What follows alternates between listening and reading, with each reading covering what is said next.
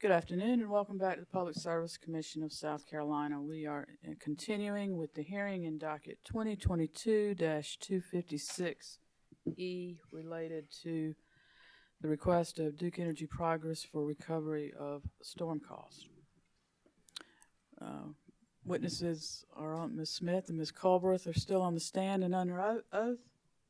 We do need a roll call of commissioners. Is there not telling me from the back that I tend to forget all the time? Present in the hearing room, we have Commissioner Justin Williams, Vice Chair Powers, Commissioner Thomas, Commissioner Carolee Williams, Commissioner Caston, Chair Belser, and with us virtually we have Commissioner Irvin. Witnesses are on the stand. We are still in commissioner questions of the witnesses. Commissioner Caston. Thank you, Madam Chair. A follow-up question, if I may.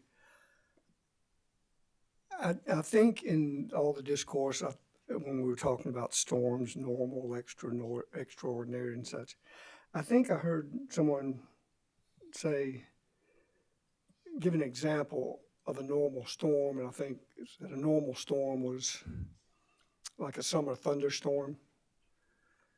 Is that correct? And also thought I heard someone say that extraordinary storm was anything that wasn't a normal storm. Is that correct?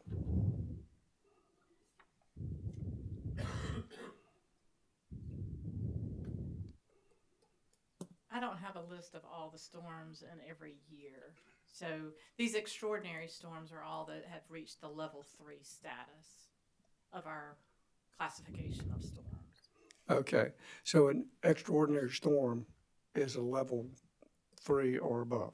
Right. That's my understanding. That's defined by our operations area. So I'm not sure exactly of their definition of those different levels. In my mind, level 3 would equal that extraordinary level or above. Okay, I just thought I heard someone say that it was, if it wasn't normal, it was, well, not abnormal, but I guess extraordinary, but I think that clears that up.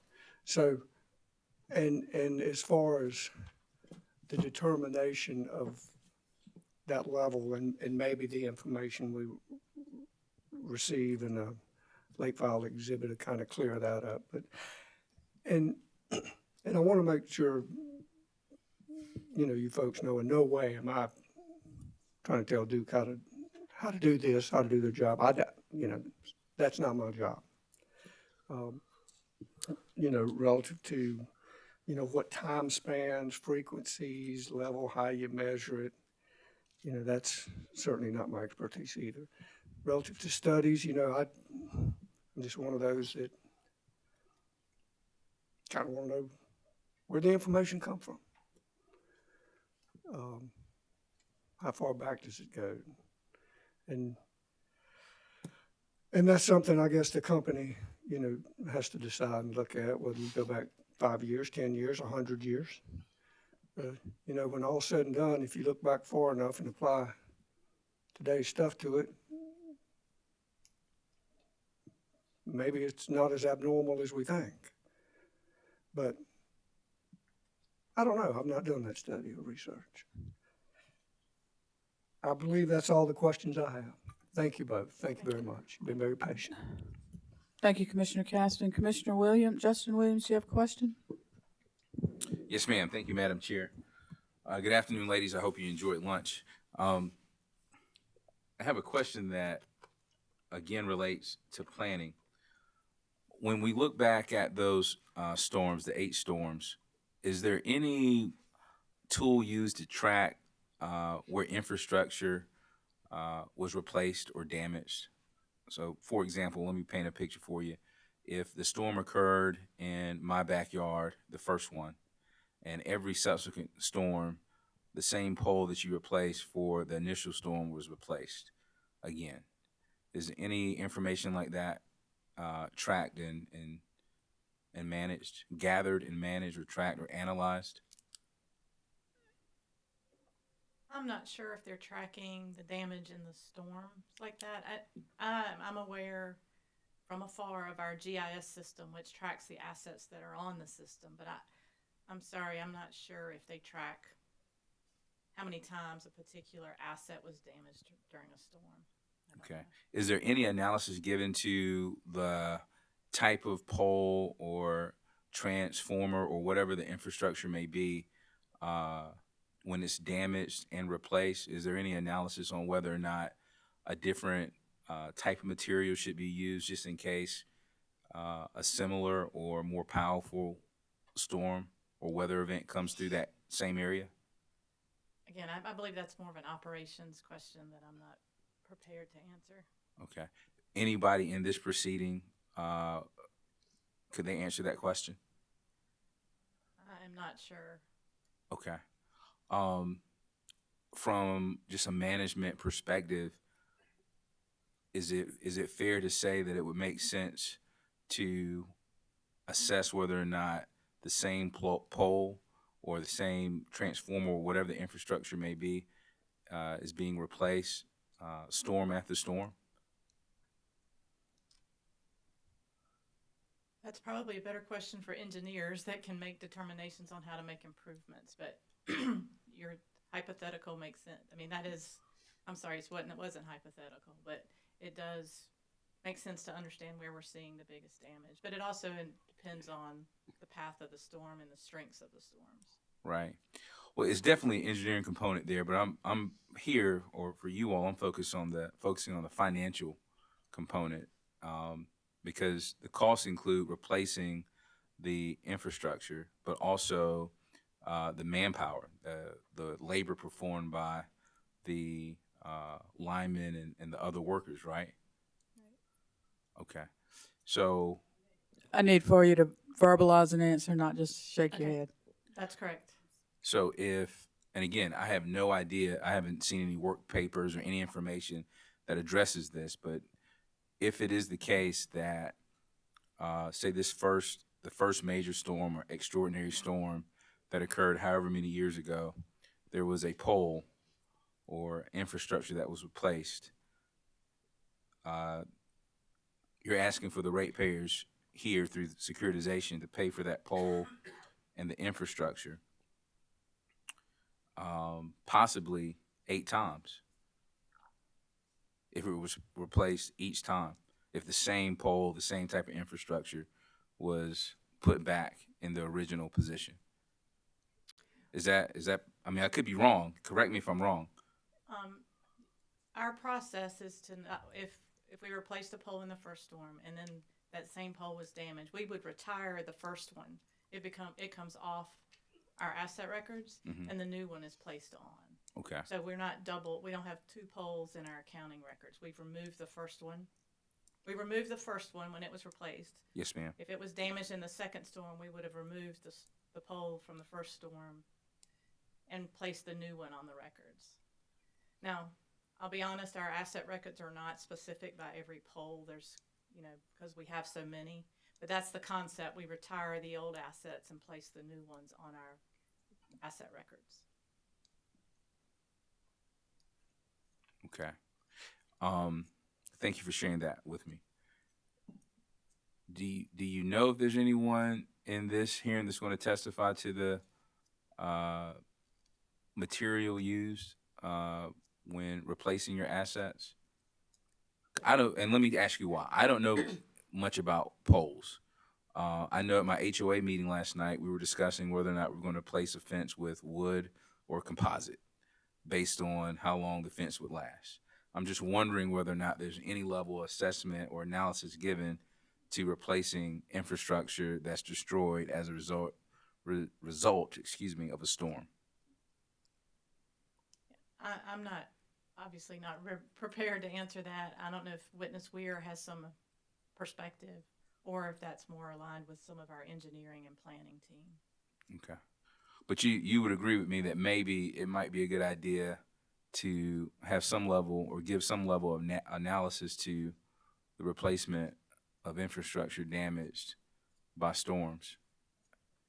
Yes, I believe the company takes a look at all of the assets that are replaced, and the strategy we have for building a more resilient grid during these storms. Okay. Is anyone going to testify to that in this proceeding? Not that I'm aware of, no, sir. Okay. All right. Thank you very much. Commissioner Carolyn Williams? Thank you. I'm going to pick up on Commissioner Williams's questioning, but take it in a totally different location because it sort of sparked a question. So let's say there's a pole or a transformer or something that is demolished as a result of a storm. Is there any recognition? And so it has some depreciated value because it wasn't just placed there, but you're putting a brand new investment in its place. Is there some recognition in all of this of the brand new investment? Is it all attributed to the storm, and would it all be securitized, or is there some value associated with the fact that it's brand new and would have otherwise, but for the storm, been in rate base? Am I making any sense? Can you? I ask can your try question again. Okay. So whatever is demolished, it had some life that had transpired and it had depreciated some. And what's going in is new, or is it the same value as what was destroyed? I'll pause and just ask that question. So the value of the asset going in new is at the new cost, yes. Okay. So what I'm asking is, because of the storm, are you creating this new asset that has even more value and more life in it, but you're charging it to the storm or to securitization?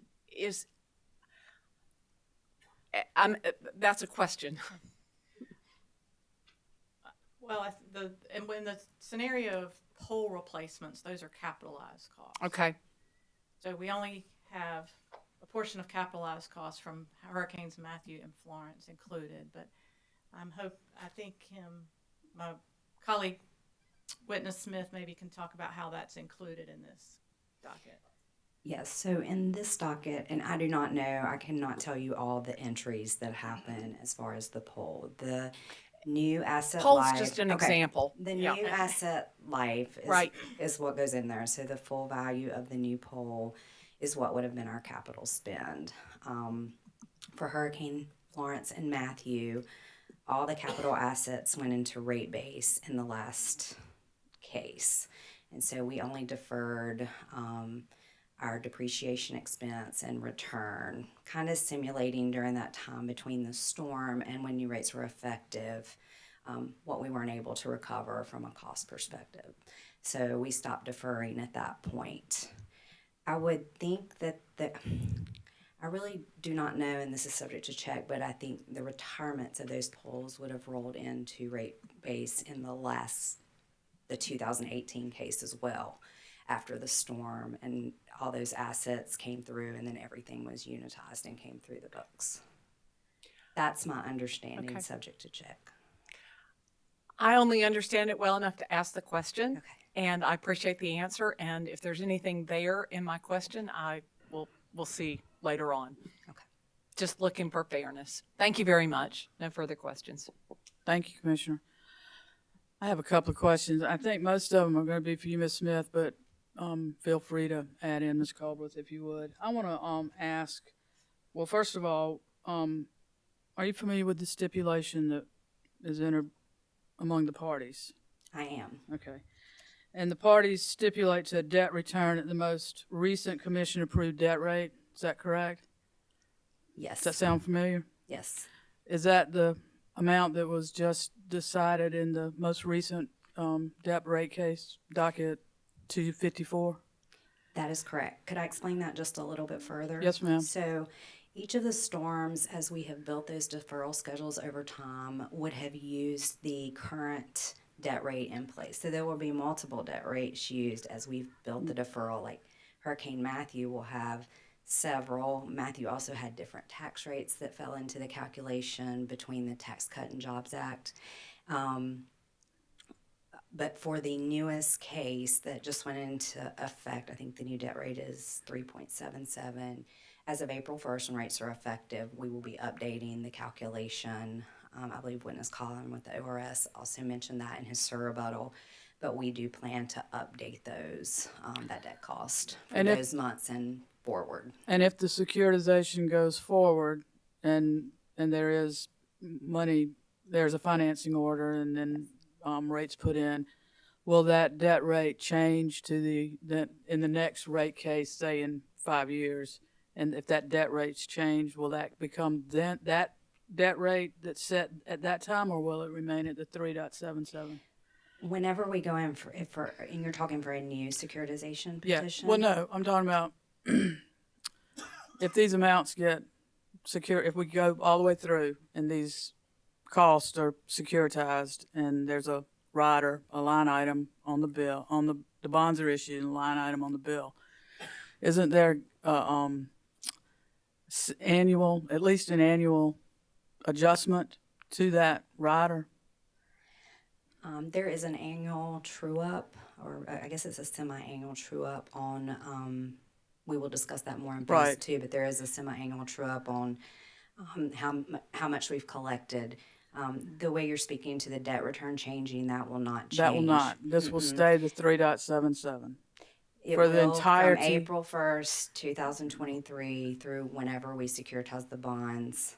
Okay. Short of us having another rate case in between Okay. that period and the debt rate changing that has been approved by the commission in our latest rate case. All right, thank you. I think I convoluted two things there, but you cleared me up there. Okay, good.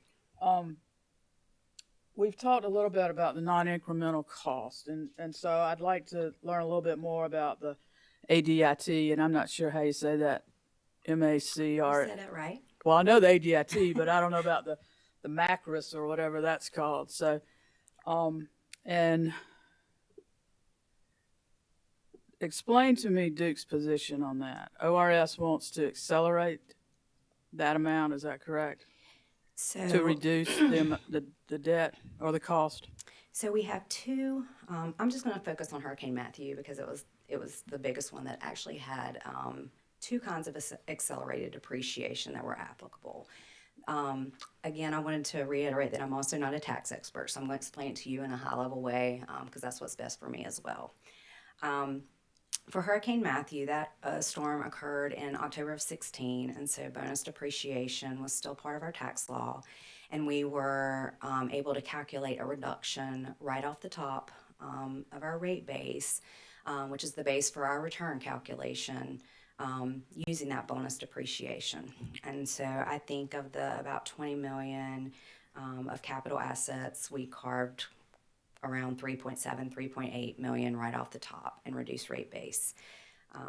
The ORS took it a step further and said, well, you are also entitled to MACRS depreciation. So MACRS is another form of accelerated depreciation. It stands for Modified Accelerated Recovery Cost System, I believe. And then that was their suggestion. I would say our argument to that is their calculation's a little more detailed, and we just approached the deferral schedule a little bit more differently in how we calculated returns, just a different methodology. Still reasonable. We feel like we picked up the biggest portion of that reduction. We did ignore the MACRS for purposes of the return calculation, but we also ignored our net operating loss position, which I highlight in my rebuttal testimony. That would have actually been an add back to some of those numbers. And so overall, I'll just come back to, I believe that we calculated a reasonable return for Matthew and Florence.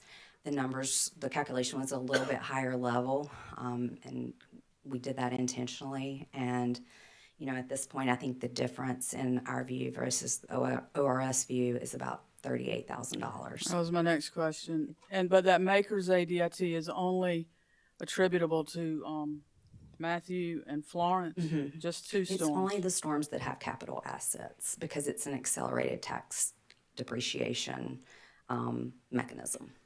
Okay, and I think in your testimony, you indicated that the company included in its initial filing the most significant accelerated tax depreciation impacts. And that would be the bonus depreciation that I spoke to earlier. Okay.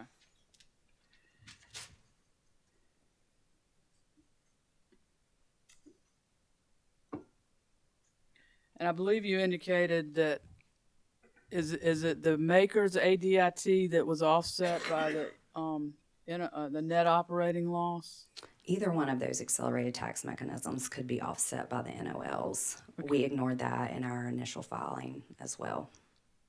You ignored that. And when you say initial filing, you're talking about the instant petition that we're hearing today. Yes, we only considered bonus depreciation reduction. We didn't include the maker's reduction, nor did we include any add backs for our net operating loss position. So when you say add back for the NOL, that would have potentially increased what you would be seeking if you had done that? It would have actually increased it could have increased what we would be seeking. It would mean more money to customers if we'd included More that money piece. to customers or more cost? More revenue requirement to For the customer. company. More return, yeah. Okay. You said could have. I mean, that was a conscious decision not to do that. I don't know that it was a conscious decision. We just kept our calculation high level. We knew the bonus depreciation was the most impactful, and we did not include the other two adjustments.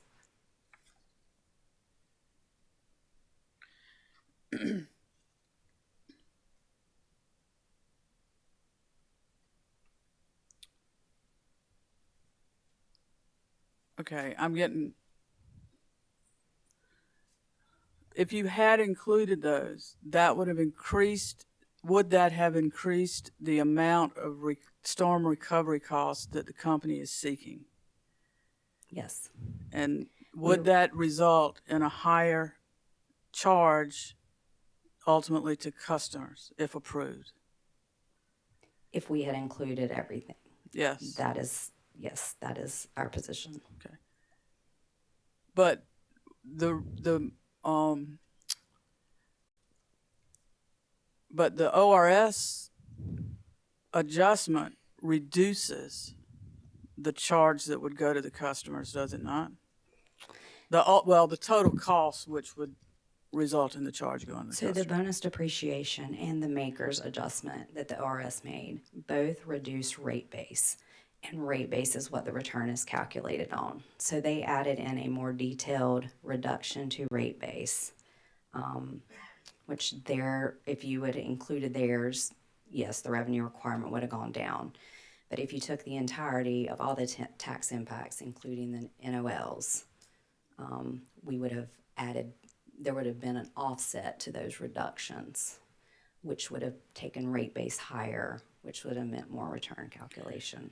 I hope that makes sense. Is it, if the commission were to decide to accept ORS's deduction or adjustment, does matching or any accounting principle require conversely to also accept the NOL? I mean, y'all haven't proposed that question. We haven't proposed it. Okay. All right. Thank you on that. And then about the average return on the prior months can you just give me a high level on that, please? Yeah. So again, this is just a different methodology approach. It's about a $77,000 difference in our positions. The way I like to explain it is the ORS position was that when we calculate the return, that we should only use the prior month balance as a basis. Our position is that we use the average, or I call it kind of like a mid-month convention, because it more realistically calculates what interest might look like on a pro rata basis. So it kind of splits it right in the middle. An example is, actually, if you don't mind me reading a little snippet from my testimony. That's fine. However you need to explain it to help me. Let me ask you this. Is the Duke method that when you say the average, you're taking the amount on the first of the month and the end of the month and dividing by 2, you're not averaging 30 or 31 days or 28 days, however many days in the month? Beginning of the month, end of the month, divided by 2. And the ORS method is to take the end of the month? Yes. On the last day of the month? Yes. And tell me the benefit, what Duke sees the benefit of their method is? We see that it more closely resembles what an average daily balance looks like. because the average daily balance fluctuates every day of the month. Yes. And this is,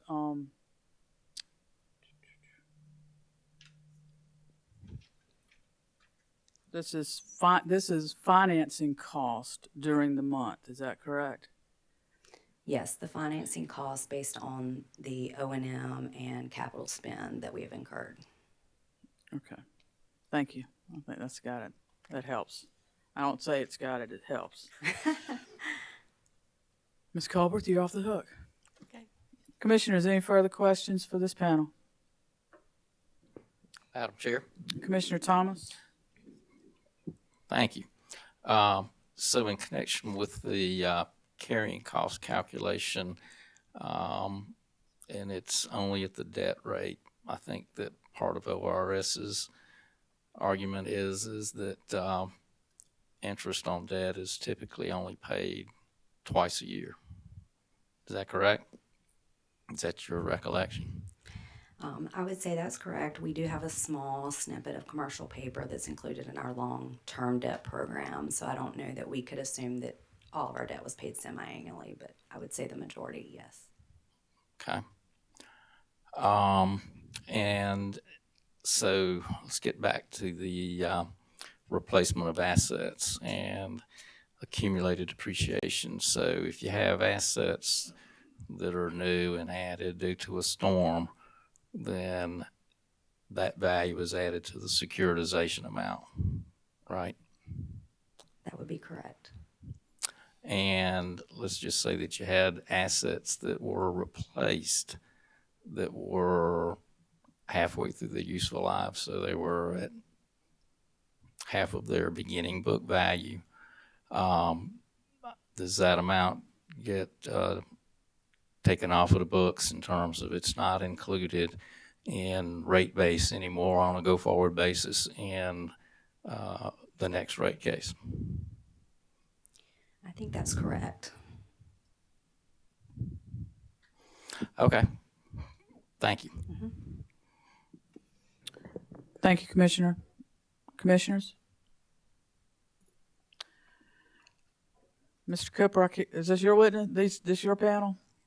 Any redirect? Thank you, Chair. I'll be very brief. I figured that might be the next question of me. So, I want to turn back and a couple of themes I want to just clarify. And so getting back to generally this phase one that we're in right now. And that's a prudency review phase one for the incurred cost. That the review is the incurred cost the company's had to date for these 8 storms. Is that correct? Yes, that's correct. Okay. So for each of these storms, DEP's customers have already received the benefit of deploying contractors and employees to respond to those storms. Yes. And they receive the benefit of having their lights come on in a safe but as prompt and fashion as possible. Correct. And so any sort of expenses like poles, wires, things like that, that money has already been, the company's already spent that money, correct? Yes. Okay. So all of those costs have been incurred today. Okay.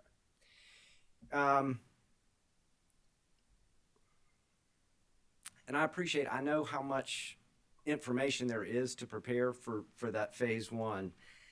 And I'm going to ask you one more question that's a little bit further in scope. But you got some good questions about weather, planning for weather, things like that.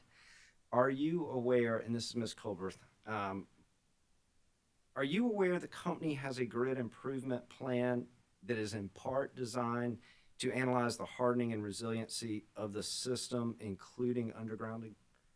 Maybe not the details, but are you aware with? Yes, I'm aware of the plan. Okay. And the commissioners asked both of you a number of very good questions today that maybe went a little bit further than was the scope of part one that you were prepared for. But they were very important questions about climate change, preparing for climate change, how to respond for storms. Do do you believe the company would be willing to come back with the right representatives from the company, from DEP, to address those questions in an ex parte briefing? Yes, I'm sure they would.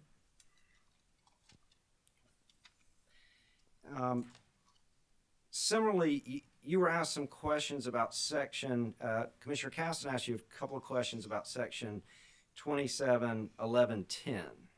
And that relates to the petition for the financing order. Yes. And that's the next stage of this. That's not today, but hopefully we'll proceed to a phase 2. Correct.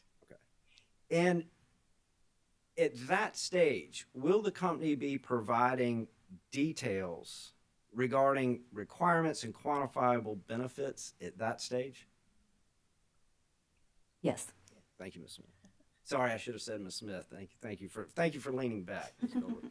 Ms. Smith, additionally at that stage, would DEP be providing details like savings calculations, financing cost? Will they detail out breakdowns by asset class in this second phase? Yes, we will. Okay. I now want to switch topics, and I want to talk about a couple of the issues, kind of the unresolved issues. One was you received some questions about carrying costs. Do you recall? I think that was Ms. Smith. You received some Yes. questions about carrying costs. And was it your testimony that, is there a difference between really the number, between the number where ORS is and where the company is? Like the end of the day, the number, the change, isn't that about the same? The difference in the carrying costs? Right. Yes, it's very close. So then it's not a matter of really a difference in number. Would you characterize it as a difference in methodology? Yes. Okay. It's just a difference in approach. But either approach gets you pretty close? Yes, I think so.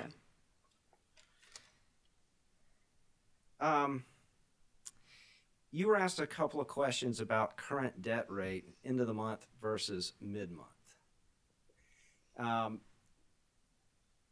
Just thinking of a practical example, could you apply that? Could you explain the two in terms of something like a checking account? Could you explain the difference in the two methodologies? Again, Yes. like going back to the last question, we had a difference in methodology, not so much a difference in price. Tell me about the difference in methodology. That's what I would like for you to explain. Can I just give you an example? Please. I'll give just an everyday example. That's kind of how I've thought of it as I've prepped. So if I open a savings account and I put $100 in it the first day, and then I go to the bank the next day and I take $90 out, I have $10 left. And I don't touch my savings account for the end of the month. I'm not going to earn interest on $100 that was there the first day. I'm going to earn an average pro rata balance over the course of that month, which would have been $100 on day one and $10 for the rest of the month. So you can reverse that and use it in a loan perspective. The company doesn't get an interest-free loan the first month, and so that's our argument for using the average and kind of just splitting it, because it more closely resembles an average daily balance when you use the average. Thank you. I now want to switch gears, but unfortunately, Ms. Smith, I still have some questions for you. I'd like to go to, you received from Chair Belser a couple of questions about Maker's ADIT. Yes. The company, is it true the company gave the full benefit of the bonus depreciation? I believe, is that what your testimony was? Yes. Okay. Yes. And did you consider net operating losses or no? In my original calculation, no, I did not. Okay. Likewise, you did not include the Maker's ADIT. That is correct. Which of those would have been of greater magnitude? I believe the NOL would have been the bigger magnitude here. Okay. And so had you included, would ratepayers please explain whether ratepayers would have incurred more cost had you included the maker's ADIT and you also took into account your net operating losses. If all three had been included, based on conversations with my tax department and what I know from them, customers would have paid more. Okay. So, in accounting terms, it seems like, is it fair to say there was a selective choice to include one item that would have reduced costs, but not consider other items that were appropriate treatments that would have increased costs? Madam Chair, I'm going to object. I mean, I know sometimes we allow redirect on commissioner questions, but we're going beyond ORS's, the cross we asked. I think that the party can explore redirect on commissioner questions.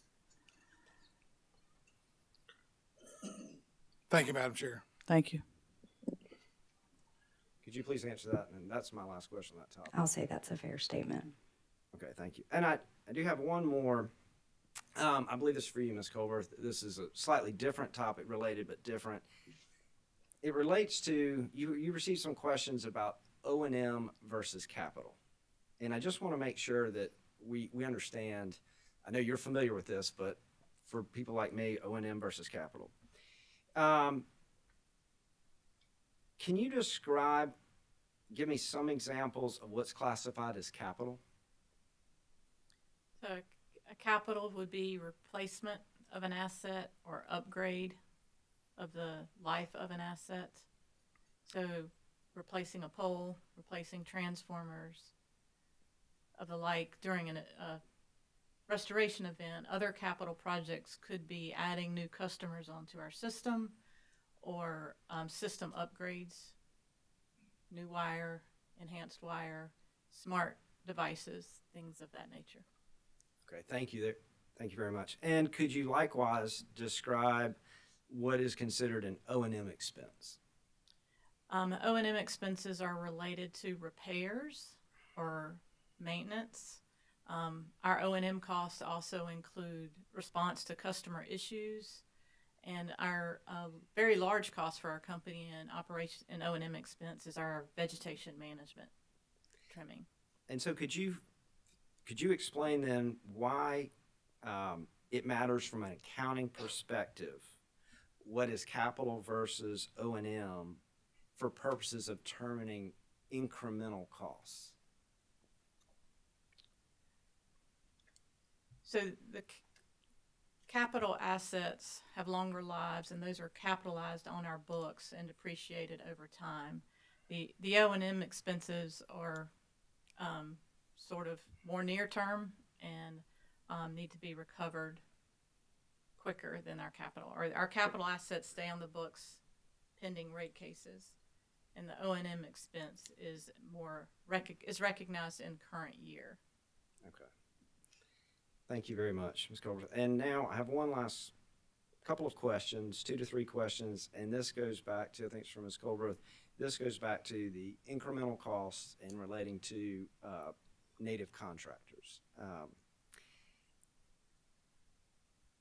Is there only one way to determine incremental costs? There are multiple ways. Okay. And is it true the company has proposed a way to determine incremental costs? Yes, Duke Energy Progress has proposed its definition of incremental cost. And ORS's consultant has proposed another way to do that. That's correct. And is it true with the company's way of doing this is for when there's a major event, level 3 storm,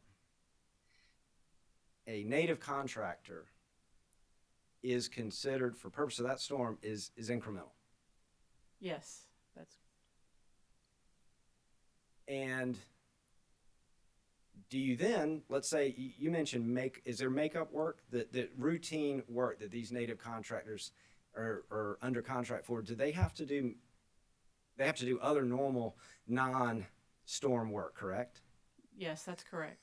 So is it possible that as a result of a storm, they would have to do quote, I think the word was makeup work after the storm. Is that possible? They do. They have to complete the work they were doing when diverted for the storm. Does the company consider that work incremental? No. Okay. Did ORS consider that work incremental? The ORS did not consider the makeup work in their methodology. Okay.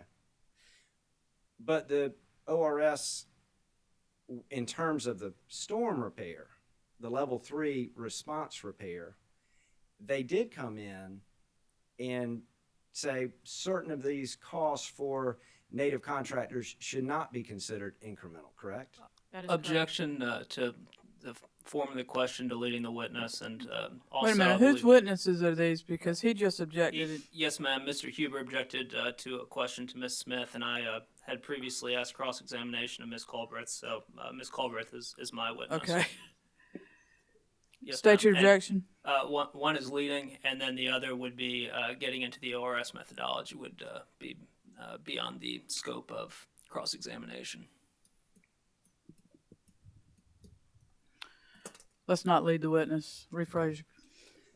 Ms. Culbreth, could you please explain how the ORS considers, please explain how the ORS considers native contractors' time for makeup work that is non-storm, makeup work? In my review of the ORS calculation, I did not see a consideration for the makeup work that has to be done by these resources after storm restoration. And can you please, in your words, explain how the ORS characterized for native contractors their work during the level 3 storm response? The ORS had a calculation related to the amounts we had provided that are in base rates for native contractor costs. They calculated a daily rate, then multiply that times the number of days for the storm restoration. They then applied a split of contractor cost between storm and normal, and that was the amount that they proposed to be deemed non-incremental. Okay. And can you please address the impact to the company if you were to analyze native contractors during storm response, during level 3 major storm response, and you were to take a more detailed review to take out and say some are incremental and some are not? If you don't on the back end also look at cleanup or extra work, and you don't do the same thing on that side and say, well, let's look at what should be incremental and non-incremental. Could you explain what would be the impact? Objection leading taken as a whole. No, I overrule that. She's got to formulate a explanation. Do you mind repeating the question? Sure.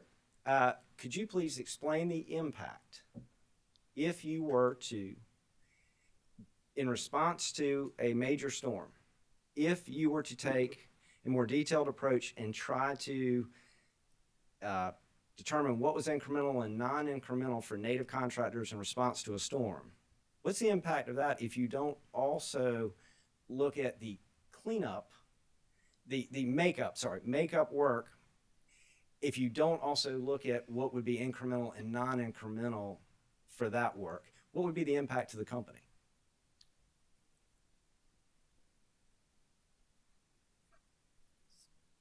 So as our native contract resources complete storm restoration, they go back to the jobs they were assigned and potentially incur overtime, or they have to spend, takes a little bit longer. Overtime is probably the biggest impact that we are absorbing in our O&M and capital costs that's not considered as storm cost. Is it your testimony that there is no double counting by the company? Yes, that is correct.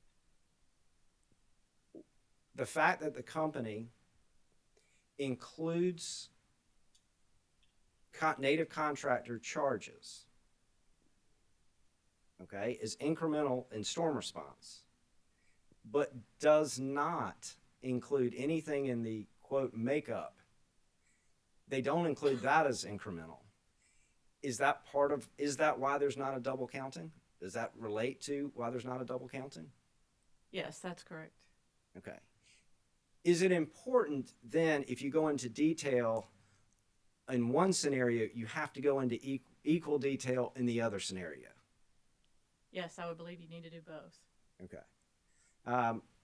Thank you very much, Witness Smith, Witness Colbert. I have nothing further, Chair. Thank you, Mr. Cooper.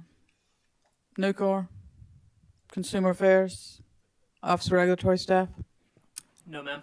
Thank you. Madam Chair, I have some brief for Ms. Smith, recross, based on the redirectives given. Y'all got to let me know ahead of time when y'all splitting these witnesses up. So, okay, Mr. Huber.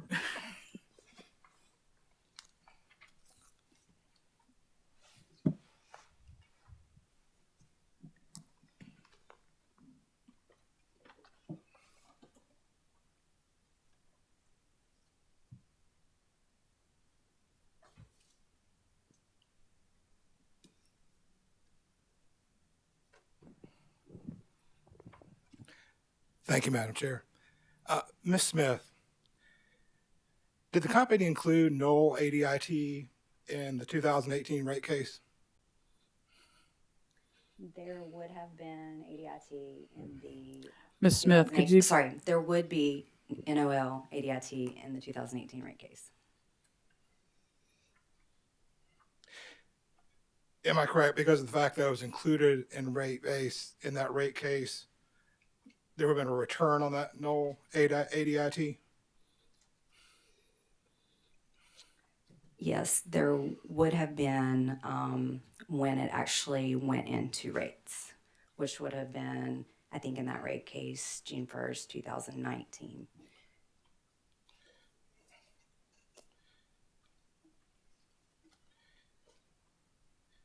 Switching gears a little bit, you were asked some questions about bonus depreciation ADIT. Are you familiar with Witness Cullen's rebuttal testimony? I am.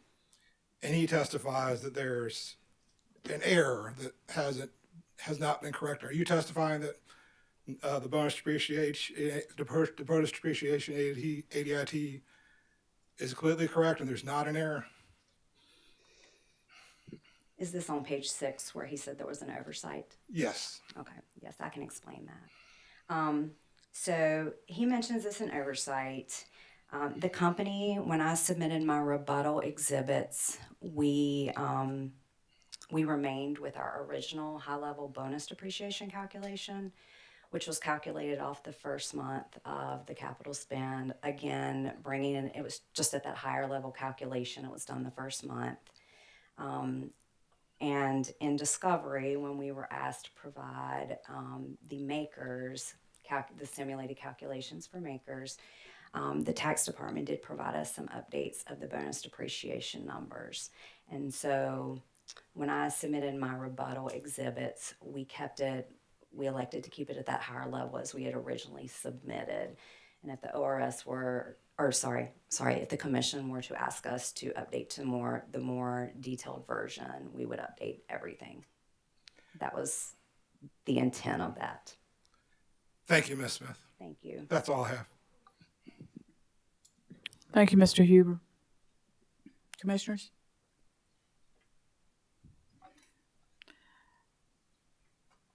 No, he was looking like he was getting up. Thank y'all. We appreciate your testimony today. You survived. We did. Thank you. Thank you. You may stand down. Mr. Chair Cooper? Belser, that concludes the company's case, and we'd ask that the witnesses be excused at this time. I always let them stand down. You excuse your witnesses at your peril. If something comes up that we need an answer for before the end of the case, that. Thank you, Chair Belser. We understand. That completes Duke's case. Yes, Chair Belser. Okay. Nucor? Nothing. Department of Consumer Affairs? Nothing at this time? Thank you. Office of Regulatory Staff? Thank you, Madam Chair. ORS would call its first witness, Mark Roden.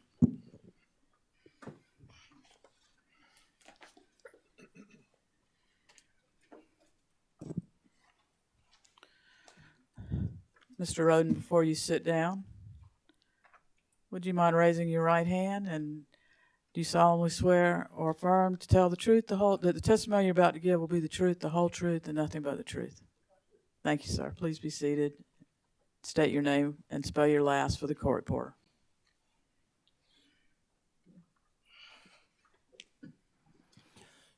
My name is Mark A. Roden. My last name is spelled R-H-O-D-E-N.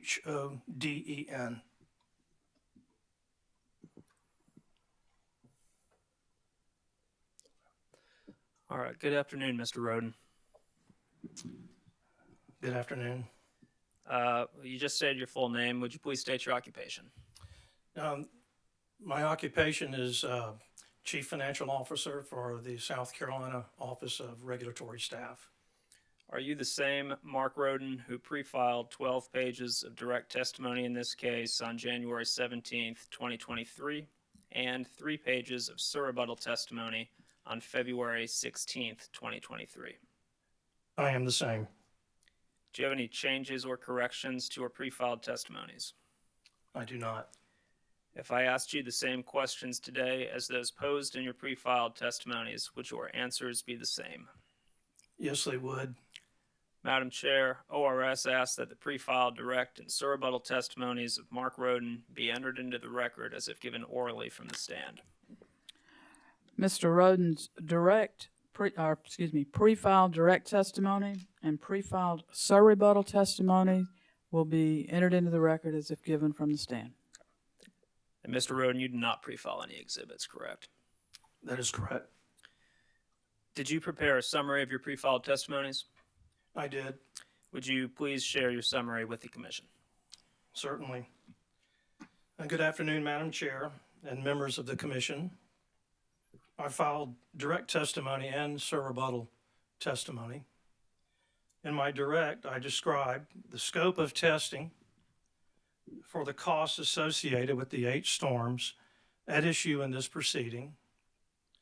I also discussed the basis for the extent of testing performed, and I discussed ORS's position with regard to carrying costs on the storm deferrals. In connection with the scope, ORS examined 6 areas. Number 1, the company's storm response pre-planning process.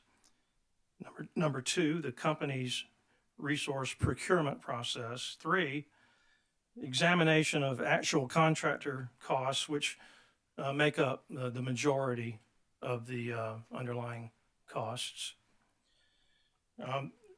We reviewed the underlying costs to determine that they are incremental and not already included in base rates. And there were other items, other categories examined, which will be covered by ORS witness Futrell and Colin. And finally, we reviewed the company's carrying cost assumptions and calculations. Now, with regard to these 6 items, the testing was performed by ORS witnesses Colin and Futrell, and their testimonies will truly cover the lion's share of details in that.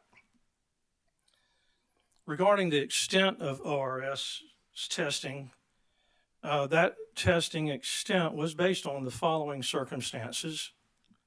The petition and the OR examination is the first of its kind under Act 227.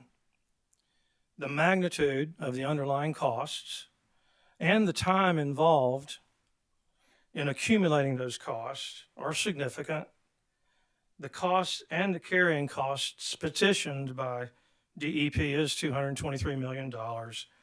And they're associated, of course, with the 8 storms dating back to 2014. And the other thing we helped us determine the extent of testing is The company's emergency response plan is a critical internal control designed to promote restoration, prompt restoration of service and prudent cost management. And finally, my direct addresses ORS's primary recommendation relating to the carrying costs. Regarding the carrying costs, the company calculated those costs at the weighted average cost of capital, or WACC, authorized for each period under each storm deferral. The weighted average cost of capital includes two components. One is a debt component and the other is an equity component. ORS recommends carrying costs be calculated using the commission-approved cost of debt rate in effect when costs are incurred and deferred. ORS recommends excluding the equity return portion of the WACC in the calculation. ORS recommends using the lower cost of debt rate because the calculation of carrying costs using the higher WACC rate may disincentivize utilities from pursuing recovery of costs through general rate cases in a more timely manner. Long-term deferral accounting at this higher rate allows for the unnecessary accumulation of significant carrying costs. Limiting the carrying cost to a lower commission-approved cost of debt rate incentivizes the company to be more timely in pursuing recovery. It limits the buildup of carrying costs, both of which save the customer's money. Overall, our carrying cost recommendation promotes regulatory balance, providing a reasonable return for the company, and saves customers money, limiting the buildup of carrying costs. That's a summary of my direct. My surrebuttal testimony is as follows. The purpose of my surrebuttal is to support the stipulation in its entirety. The stipulation constitutes a resolution of many issues, which we believe is in the public interest, including adoption of ORS's recommended carrying costs, as described in my direct. The savings to customers stipulated represents over $50 million. Thank you, and that completes my summary. Thank you, Mr. Roden. Madam Chair, Mr. Roden is available for questions from the parties in commission. Thank you, Mr. Knowles. Mr. Smith? No questions, Madam Chair. Mr. Porter? No questions, Madam Chair. Duke? Anyone? No questions. Thank you. Commissioners, questions from this witness? Commissioner Thomas? Thank you. Thank you. Yeah, just have one question. You were talking about the cost of debt at the time that the deferral occurs, and that's what goes into the securitization.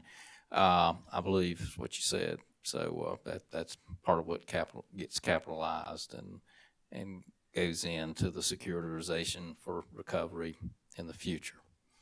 Correct? That's correct.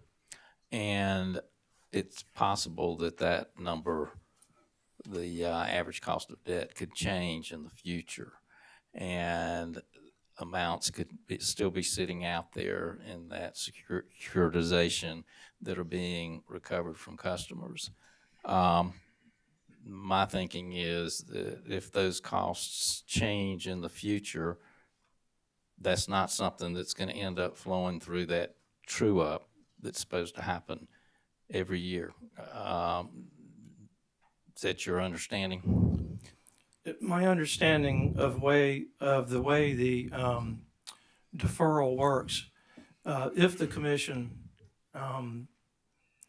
determines the costs are prudent, orders the deferral, and goes on to follow through with the rest of this case, the deferrals and the related carry costs stop. So there'll be no more buildup of carry costs. There'll be no need for any future rate, cost of debt rates to be included. There'll be it'll stop once the costs are included for securitization, if it goes that far. If you'll refer to Witness Collins' summary in his SIR rebuttal, we do show an adjustment, which I do believe the company agrees with to calculate carry costs going forward in April for the new cost of debt that was approved in the most recent rate case. Right, but again, once that number is out there and the line item number is calculated that's going to be recovered from customers, it's not going to go up or down because the cost of debt increases or decreases in a future rate case. Is that correct? The deferral itself stops at the point in time the amount related to the bond issue is determined. Okay, thank you. Thank you, Commissioner Thomas. Commissioner Justin Williams? Good afternoon, sir. Good afternoon. I want to talk to you about incentives and disincentives. You spoke about the utilities incentive or maybe being disincentivized to recover costs, say in a rate case versus securitization. And I just want to make sure I understand that better from your point of view. The incentive principle that we've used to choose a lower rate is based on a rationale that if during a deferral period the company may receive a weighted average cost of capital rate similar to what they would receive in a rate case, it just makes it easier, for lack of a better way of saying it, to continuing the deferral. And we believe, like many, that the sooner you can move these deferred costs into a position of recovery, that stops the buildup. So it has two effects. We believe it motivates. It remains to be seen, of course, but that's our position. And at the same time, the lower rate itself produces a lower buildup, even if it's sitting out there longer than we may want. That's the basis. Thank you, sir. Mm-hmm. Commissioners, Commissioner Caston? Thank you, Madam Chair. Good afternoon. Good afternoon. ORS, I think, sent a letter February 23rd, which discussed the company's supplemental testimony regarding the commission directive to comply with Order 2023-238, which was in the deferral docket. Does ORS agree with the company being issued an accounting order for winter storms Jasper and Izzy? Of course, first and foremost, the issuing an accounting order is a discretion of the commission, but ORS is not opposed.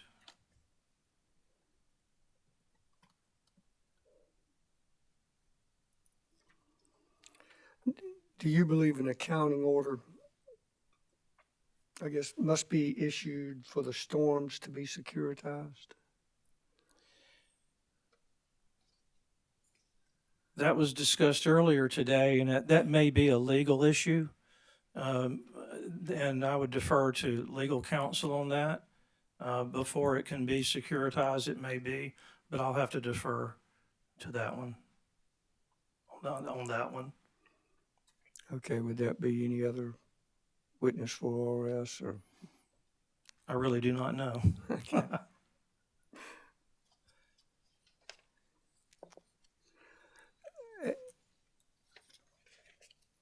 I was trying to think how to word this, and I'll just fumble my way through it. Can you say securitization could or would provide less ratepayer impact than any other form of recovery the company could have requested, such as a storm rider or through a rate case? Certainly cannot say that in this proceeding. That is going to be a matter determined by the commission based on the cases put forth in phase 2 and 3. Well, that's why I asked it. I appreciate the answer. Yes, sir. Thank you, Mr. Roden. No more questions. Commissioners, further questions? Mr. Roden, good afternoon. Good afternoon. I wanted to follow up on the Mackers, I'm not sure if I'm saying that right, ADIT, and I believe you made a statement in your SIR rebuttal that where you concluded in part there's no reason not to include the Mackers depreciation ADIT. Could you explain that a little more for me or expound on that? Did I say that in my SIR rebuttal? I'm sorry, I'm in Mr. Collins. Oh, okay. I was like, Yeah. okay, never mind. That was great. I would like to defer Surprise. that to Mr. Collin. I apologize. I apologize. I'm getting ahead of myself. That was a good test. Thank you. For both of us, I failed. Yeah, wow. Commissioners, further questions? Any redirect? No, Commissioner Belzer, thank you. And recognizing that I do so at my peril, would ask that Mr. Roden be excused. I will say that Mr. Roden can stand down. You take the instructions from there. Thank you. Thank you. Next witness. Are we okay? Madam Court Reporter, you okay? Madam Chair, our next witness is Lane Cullen. He is going to be virtual. I don't Okay. know if- Do we need a minute to get him on the line, or is he on the line? He's on the line. Okay. There he is.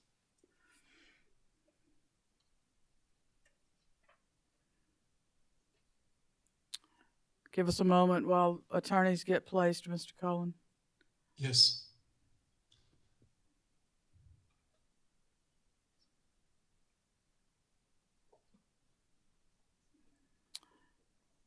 And Mr. Huber, let me know when you're ready so that I can swear the witness. I'm ready, Madam Chair. Thank you. Thank you, sir.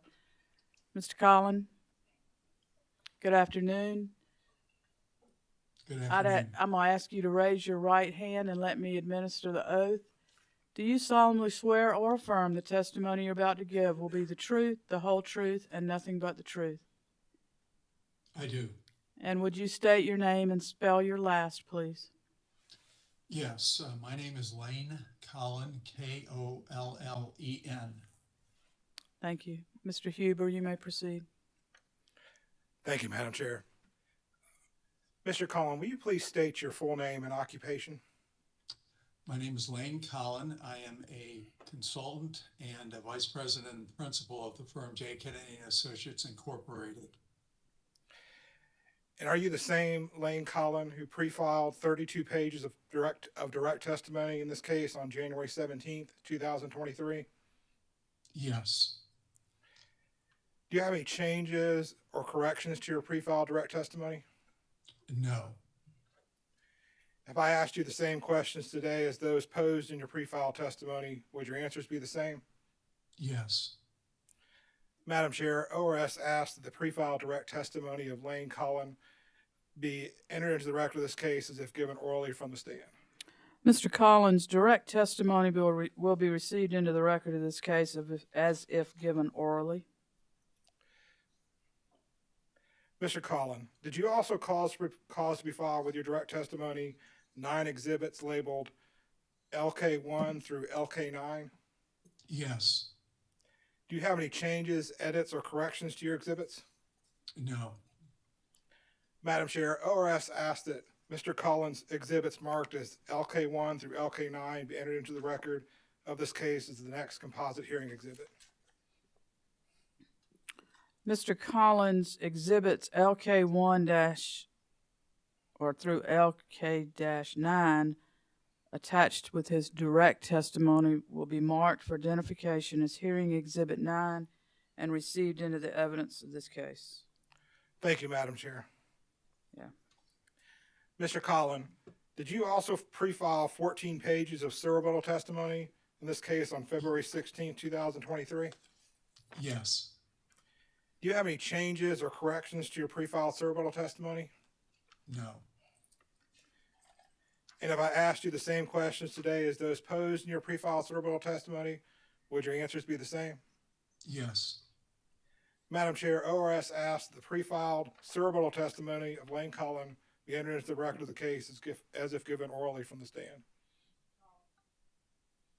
Mr. Collins, surrebuttal testimony will be entered into the record as if given orally from the stand. Mr. Collin, did you also cause to be filed with your surrebuttal testimony 9 exhibits marked as surrebuttal exhibit LK1 through surrebuttal exhibit LK9? Yes, that's correct. Do you have any changes, edits, or corrections to your exhibits? No. Madam Chair, ORS asked that Mr. Collins' exhibits marked as surrebuttal exhibit LK1 through surrebuttal exhibit LK9 that were attached to his surrebuttal testimony be entered into the record of this case as the next composite hearing exhibit. Mr. Collins' exhibits marked surrebuttal exhibit LK1 through LK9 will be a composite exhibit marked for identification as hearing exhibit number 10 and received into the evidence of this case. Thank you, Madam Chair. Mr. Collin, did you prepare a summary of your testimony? Would you please present that summary to the Commission? Yes. Good afternoon, Madam Chair and Commissioners. I filed direct testimony and rebuttal testimony in this matter. I personally and other consultants with my firm have extensive experience in reviewing utility storm costs and the rate-making recovery of those costs on behalf of state government agencies and large utility customers. This experience includes reviews of the utility's pre-planning process and resourcing, the tools used for these purposes, the costs that were incurred, and the rate-making recovery of those costs. In my direct testimony, I conclude that the company engaged in a prudent and reasonable pre-planning and resource management process for the 8 storms addressed in this proceeding. However, there are opportunities to continually improve the processes for application in response to future storms, particularly in the use of pre-planning, predictive, and resource management software, lessons learned, and other utility best practices.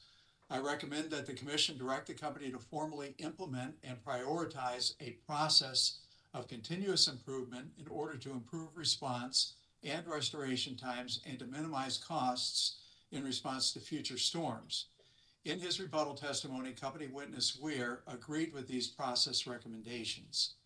Also in my direct testimony, I address a series of issues that affect the storm costs included in the regulatory assets and the deferred carrying costs on those storm costs, also deferred to the regulatory assets. I included a table in the summary section of my testimony that quantifies the ORS recommendations and that reduce the company's regulatory assets. The company claimed $223.015 million. The ORS, prior to the stipulation, recommended a reduction of $54.275 million. I conclude that the company's claimed storm costs included in the regulatory assets incorrectly include native employee overtime payroll and native contractor costs that were non-incremental, meaning that the resources were diverted from normal non-storm activities and that the costs already were recovered through base revenues set in prior company general rate proceedings. I recommend that the Commission disallow the non-incremental costs to avoid double recovery from customers. There are related deferred carrying costs on these costs that I separately addressed and quantified. In her rebuttal testimony, company witness Culbreth disagrees with my conclusion and recommendations. I concluded that the company's claimed deferred carrying costs on the deferred storm costs, keep in mind that there are essentially two buckets of costs that go into the regulatory asset, the storm costs themselves, and then the deferred carrying costs on those storm costs. They are overstated due to three specific errors in the company's calculation of the deferred carrying costs. And I recommend that the commission reduce the deferred carrying cost to reflect the correction of these calculation errors. In the stipulation, the company agreed to the correction of the largest of the three errors. In rebuttal testimony, company witness Ms. Smith agrees with the correction or disagrees with the correction of the other two errors. I conclude that the company's claimed deferred carrying costs are excessive because they include the carrying costs on the excessive storm cost. And again, this is the principal amount of the storm cost as incurred by the company. That those costs alone are excessive, and then the carrying costs on those are excessive because of the underlying costs being excessive. And those costs, the storm costs that are being excessive are the ones identified by Mr. Futrell in ORS scenario 2A, and those that I address that are non-incremental. And we recommend, or I recommend, that the carrying costs be adjusted downward in conjunction with the reduction in those claimed storm costs. I conclude that the company did not have authorization from the commission to defer carrying costs to the regulatory asset for the 2014 ice storms, Pax and Ulysses, based on certain orders the commission issued related to the deferrals for these storms. I recommended that the commission remove these deferred carrying costs from the regulatory assets. The stipulation includes these carrying costs, but using a debt-only rate of return and starting in June of 2019, not going all the way back to 2014. Finally, in my direct testimony, I calculated the deferred carrying costs using a debt-only rate of return consistent with ORS witness Roden's recommendations and the resulting reduction in the regulatory assets. The stipulation accepted the ORS recommendation for a debt-only rate of return for all storm costs covered by the company's petition initiating this proceeding, including all any associated with the 2014 storms that are approved by the commission as prudently incurred. That completes the summary of my direct testimony. In my surrebuttal testimony, I addressed the three issues that were not resolved in the stipulation and the effects of the company's or the commission's recent directive in the company's base rate case proceeding, which reduces the cost of debt. I initially addressed the three unresolved issues in my direct testimony. In my surrebuttal testimony, I respond specifically to the rebuttal testimony on these issues of company witnesses Smith and Culbreth. I also describe and quantify the effects of the commission's directive on the deferred carrying costs included in the regulatory assets.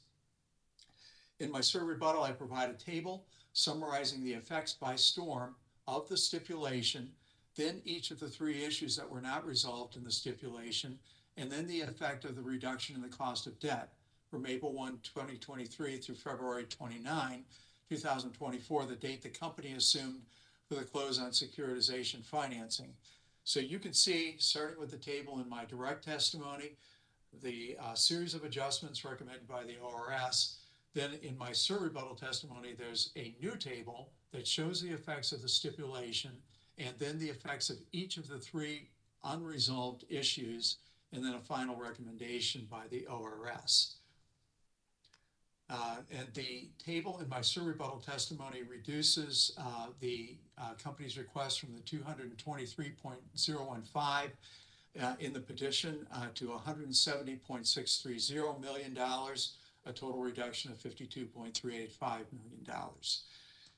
Now, briefly describe each of the issues that remain unresolved. The first issue is whether to subtract the maker's depreciation ADIT from the company's quantifications of the capital cost rate base. And this affects only the Matthew and Florence distribution storm costs. The company already subtracted bonus depreciation ADIT, but not all of it. The company subsequently revised it from the calculations contained in its petition, but then never updated it when it quantified the effects pursuant to the stipulation. The company opposes the ORS adjustment and cites three reasons for its opposition. First, that the maker's depreciation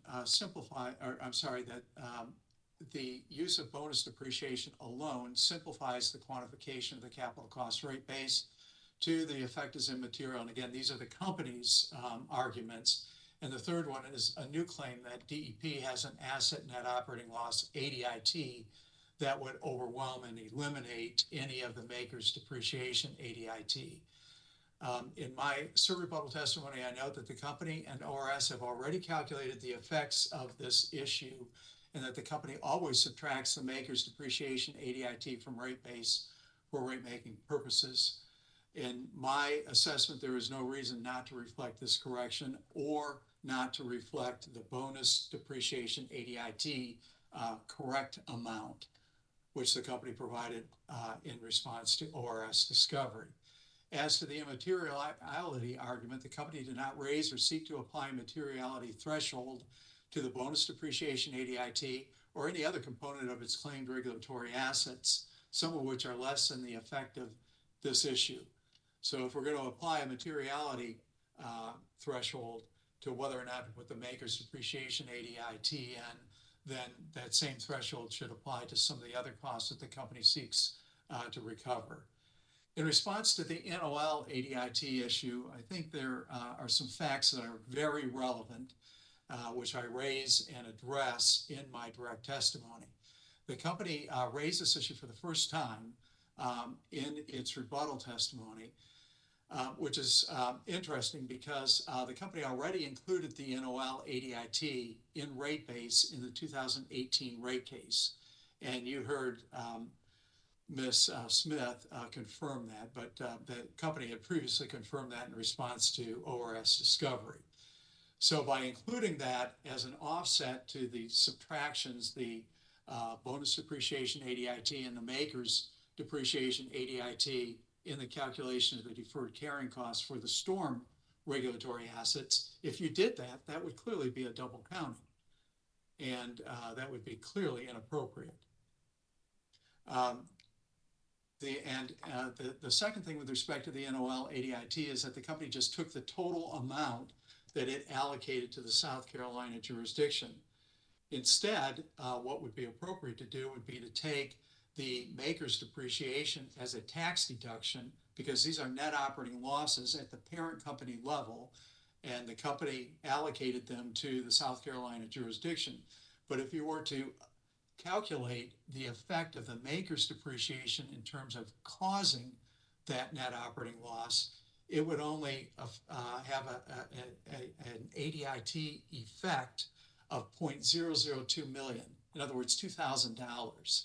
And if you were then to factor that into the carrying costs included in the regulatory asset, it would be nearly zero. So really, there's two primary problems with the company's argument, now late breaking argument with respect to the NOL ADIT.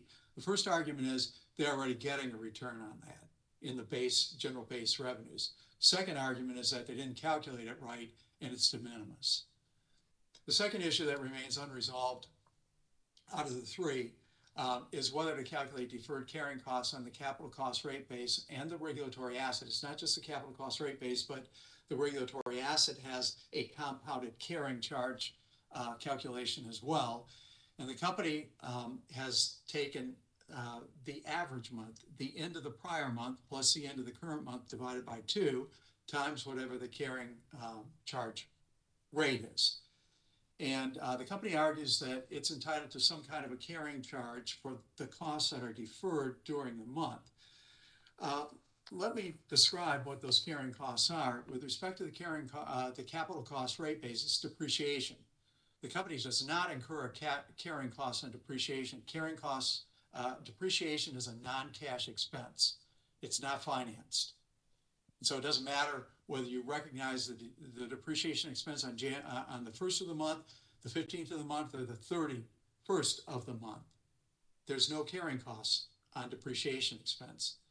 And then the question is whether or not there's a carrying cost, in addition to a secondary carrying cost on the debt return on the prior month balance. And this is where the company's argument is flawed, because the company is getting a debt rate of return on the capital cost rate base or the regulatory asset at the beginning of the month for the entire month. And what they want to do is then say, well, we also want a return on half of that debt rate of return in the same month. And that's effectively double counting the same return in the same month. And then when they add that debt return on the capital cost rate base to the regulatory asset, they want another return for half the month in the current month. So you have a series of compounded returns that inappropriately ratchet up the regulatory assets. The third issue, and the most significant of the three issues that remain unresolved, we've heard a lot of discussion about that earlier today, is whether to reduce the storm costs for the non-incremental costs already recovered through base rates. The company opposes this ORS adjustment based on the claim that all native employee overtime payroll and all contractor costs are incremental by definition. And you heard Ms. Smith confirm that this morning. The company dismisses the ORS's calculation of the non-incremental costs already recovered through base revenues, but it doesn't propose an alternative approach. And in fact, you heard for the first time today, because it certainly was not included in either Ms. Colbreth's or Ms. Smith's rebuttal testimony, that somehow or another, there were all of these costs that had to be caught up, when the company's native employees and their contractors went back to their normal activity. There's just simply no evidence for that, and the company has provided no evidence for that. On the other hand, I performed a detailed analysis of the expenses for the native employees, their payroll, their overtime payroll, and also for the native contractors. I calculated what the expense was that was included for per resource is a crew of employees or a crew of contractors. And Chair how Belzer. many resources were included in Just a moment, the test? just a moment, Mr. Collins. This is a summary, and we weren't provided a summary, but this is going well outside. We can tell without even seeing a summary, this is going well outside of his direct and his filed testimony in places. He's responding to our witnesses in places. I believe at this point, he's staying within the scope of his testimony, but I think he's close to the end of his summary. Mr. Collins, I need for you to stay within the scope of your direct and rebuttal testimonies, please. And may we have Yes, ma'am, Chair. may we have a copy of the summary? I don't think there is one. Okay, thank you, Chair. We haven't been provided one, so I'm assuming there's not one. No, Madam Chair, there's not. Correct. Go ahead, Mr. Huber. Mr. Collins, will you please finish your summary? Thank you. Yes, Mr. Huber. I performed a detailed analysis that took the amount of the expense for the native employees overtime and also for the native contractors on a daily basis per resource. And then I assessed, based on information provided by the company, how many of those resources were moved over to the storm activity. And then I, in both calculations, determined the amount of the expense, compared that, and the difference I used to calculate the non-incremental portion of the expense. I found through my calculations that the native employee overtime, all of the expense was incremental. And so we recommended no disallowance of that. But with respect to the native contractors, I found that about $1.2 million of it was non-incremental and did recommend a disallowance of that. Finally, in my rebuttal testimony, I quantified the effects of the Commission's recent directive regarding the company's cost of debt at 3.77%. I then calculated the effect of that. The company's calculations had a 4.16% cost of debt. I recalculated that. That was about another $500,000 reduction in the company's requested regulatory assets. Thank you. That completes my summary of both my direct and rebuttal testimony. Thank you very much. Thank you, Mr. Collins. Madam Chair, Mr. Collins is available for questions from the parties and the commission. Thank you. Before we get into questions for this witness, let's take a 10-minute break. We've been going about an hour and a half, so let's take a quick 10-minute. We'll be back at 4:10. Thank you.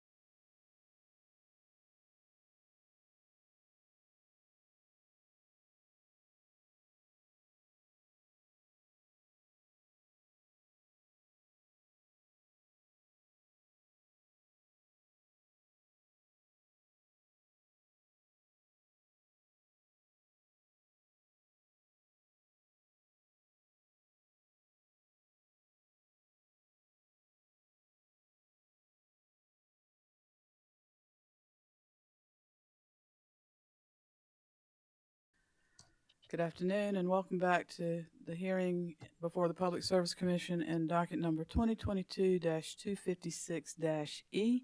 Let's take a roll call of commissioners.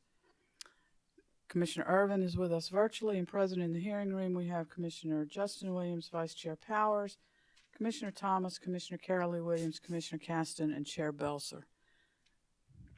We have a virtual witness. Mr. Collin is our current witness. We've just finished direct. Any cross from Nucor Steel, South Carolina? No, Madam Chair. Department of Consumer Affairs? No, Madam Chair. Thank you. Duke Energy Progress?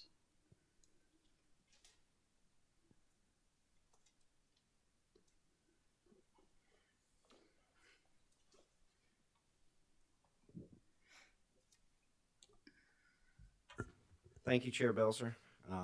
Good afternoon. My name is Ashley Cooper. I'm an attorney for Duke Energy. I have just a couple of questions for you.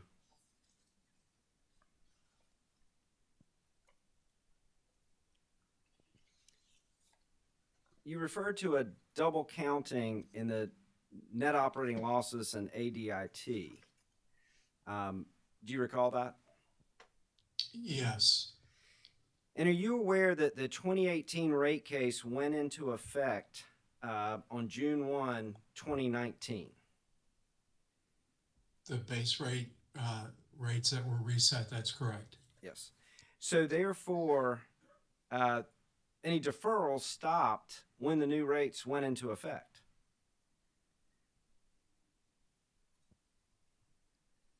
Correct? No. I'm not sure what the reference point is in your question. Do you have a specific storm in mind?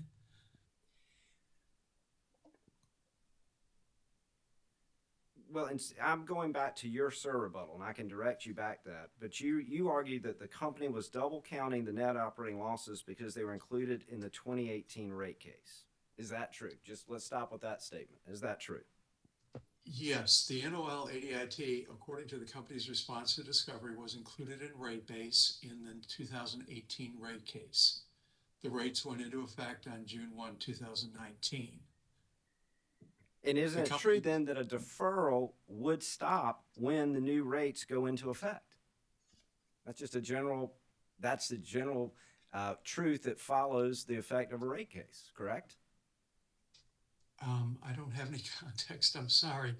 None of the regulatory assets for the storms were included in rate base in the 2018 case. So there's no deferral to stop. Hypothetically, if these net operating losses were included in a 2018 rate case, and those rates went into effect June 1, 2019, wouldn't all the deferrals stop when the new rates went into effect? Just in a general hypothetical situation, doesn't that stand to reason?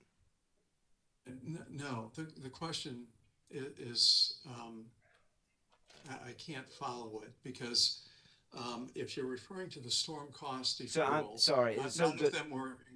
Please go ahead. Excuse me. None of them were included in rate base in the rate case, the 2018 rate case, but the NOL ADIT was, and so the general rates that have been in effect since June 1 of 2019 have included the return on that 2018 NOL ADIT since then. Let me re-ask the question then.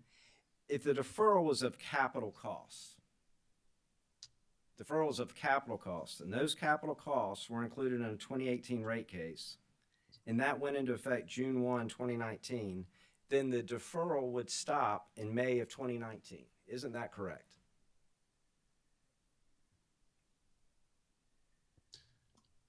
I'm still not sure what you're asking, quite frankly. Well, I guess what I'm asking is if the deferral costs don't keep going and keep accumulating if capital assets get rolled into rates. Isn't that correct?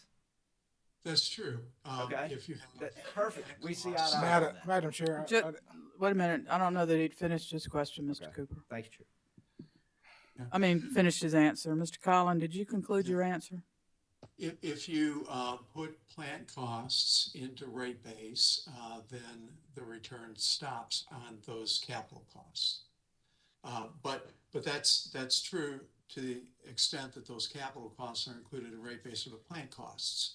But the deferred carrying costs continue on as part of the regulatory asset for each of the storm costs. So you have multiple factors here.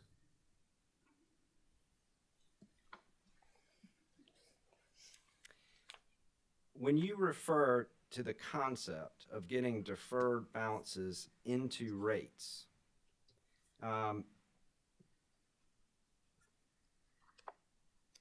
you discussed that one way to do that is to file more frequent rate cases. Is that correct? That would be the preferred approach to a deferral. Is that correct? I think you're referring to Mr. Roden's testimony with respect to the use of a debt-only rate of return and the reasons for doing that. Those reasons were addressed by Mr. Roden. I don't have any reference in my testimony on that issue except to Mr. Roden's testimony. Would you agree that these costs could be addressed either through a deferral or through a rate case? Is that fair? That's correct, yes. And one benefit of a rate case is that one benefit of deferrals is it does delay the timing and frequency of full-blown rate cases, correct? That could be a factor. Okay. Yes. Thank you. And then I just have a couple more questions. I appreciate your patience. I want to go back to the line of questions is going to relate to the incremental costs with native contractors. Did I understand you correctly to say that for the first time today, you heard witness Colbreth talk about makeup costs that would be incurred after a storm passes? I think it was a little bit more nuanced than that. She did address in her rebuttal testimony and simply made a claim that there would be so-called makeup costs. You led her through a series of cross-examine or redirect examination questions that allowed her to elaborate on that. Again, there's no evidence, as I pointed out in my rebuttal testimony, to that. The company has made no attempt to quantify that if indeed it were true, which I don't believe that it is. But in any event, there's no evidence in support of that assertion. Right now, that's all it is on the part of the company. Okay. And do you understand are you familiar with a utility's annual maintenance planning process, generally speaking? I'm extremely familiar with that. I headed up the corporate financial planning at an electric utility for a number of years early in my career. So that would include things like maintenance, new customer connections, planned upgrades, correct? Those are all in the work plans for an electric utility as a standard matter of standard course of business, yes. Thank you. And so if there's a major storm, Category 3 storm, there would be an interruption to this annual planned maintenance program, correct? I think you'd have to disaggregate it to some extent. Obviously, connects and disconnects for service are going to continue. And I don't think that in any of the storms, the company had all of its contractor resources devoted to the storm restoration activities. You can look in my work papers and you can see what percentage of the company's resources were actually dedicated to the storms, depending upon the storm. And those ranged, I think, from roughly 20% to maybe as high as 40%.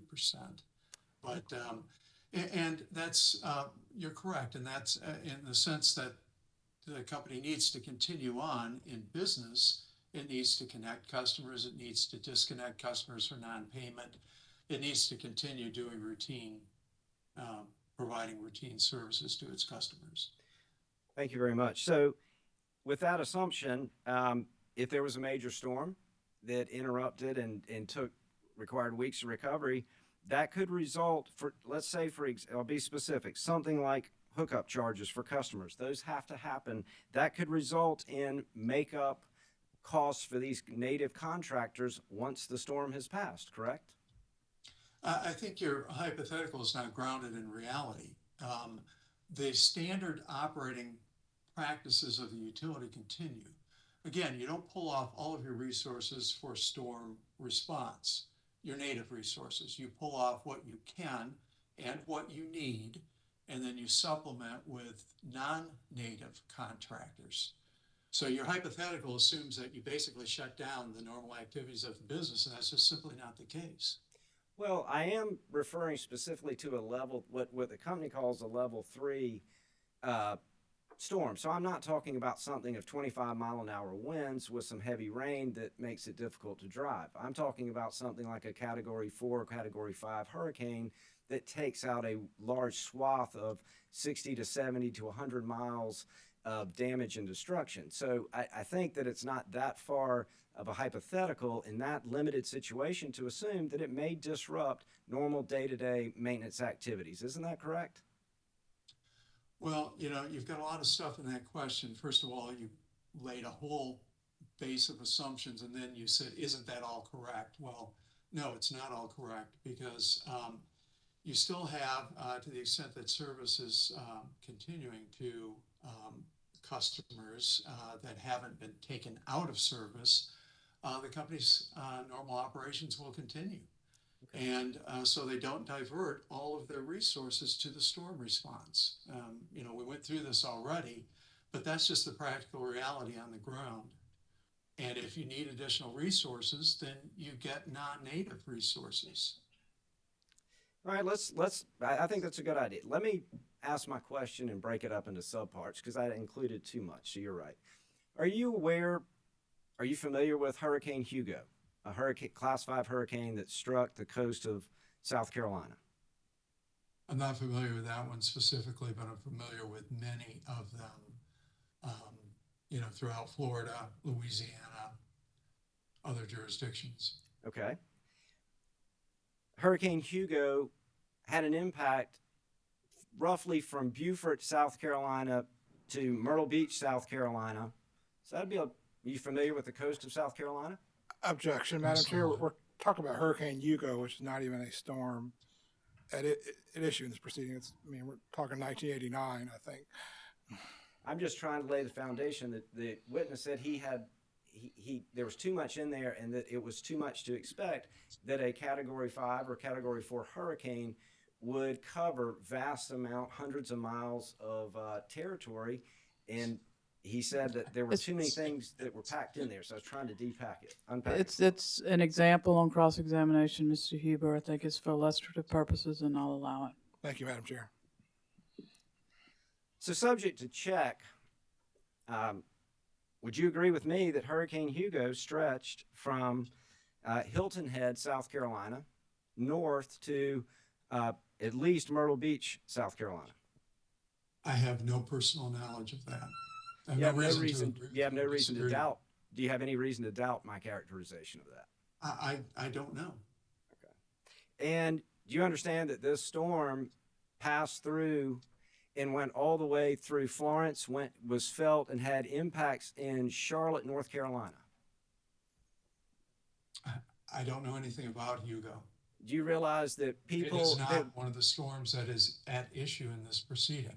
I don't know. You're offering all of this testimony, and you're asking me to agree with it, and I just can't agree with it. I don't really know. Well, I'll ask the question. So that's this part of it where I get to cross-examine. I appreciate that. But so, wait, let's not talk over each other, please.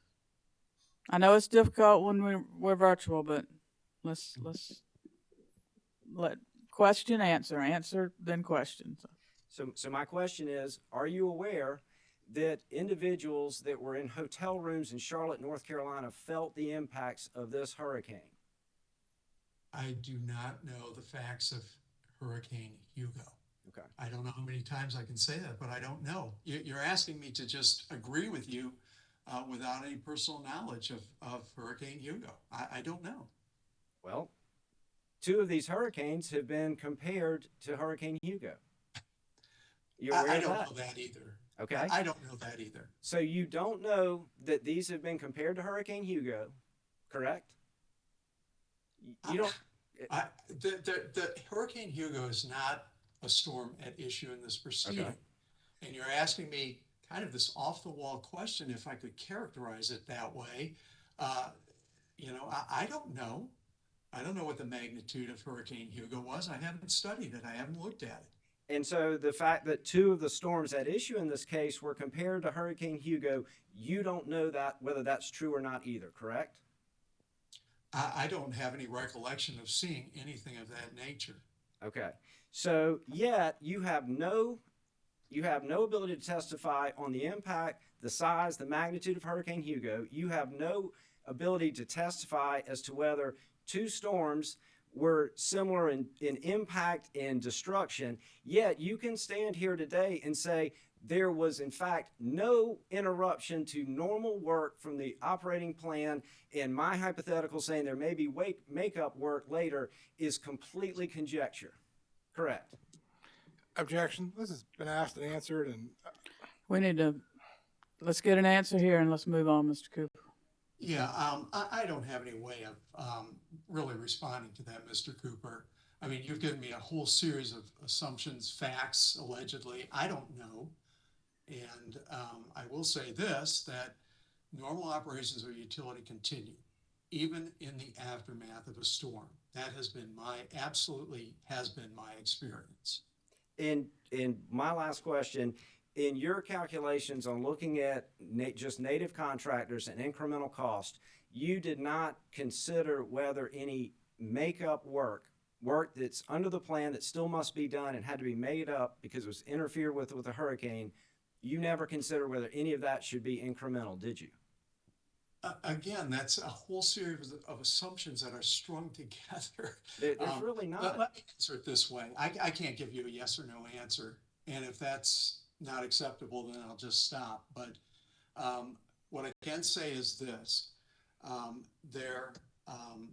The resources are diverted.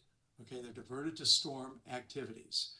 Okay, in some cases, that means that construction that would have been done by line crews, for example, was not done. So it'll be done at a later date. Now, there's a whole series of assumptions in your question, such as, well, then it has to be made up, and it has to be made up in a certain time frame. There's no factual basis for that. Those are assumptions and assertions, assumptions by you, sir, and assertions by Ms. Culberth and Ms. Smith. They aren't factual. There's no support in the record for that. I'm sorry to say that, but that's the truth of the matter. The only quantitative analysis that was performed was that performed by my firm. The company didn't offer anything. Your firm did not include in its calculations any assumption that native contractors would perform makeup work. Isn't that correct?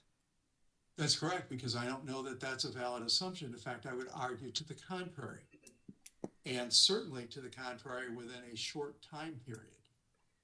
Therefore, your analysis did not account for any possibility that there could be makeup work, correct? I don't think it's a valid possibility. I did Thank you not very much. directly include anything in my quantifications, but the company didn't include any non-incremental costs either. They didn't do a study at all.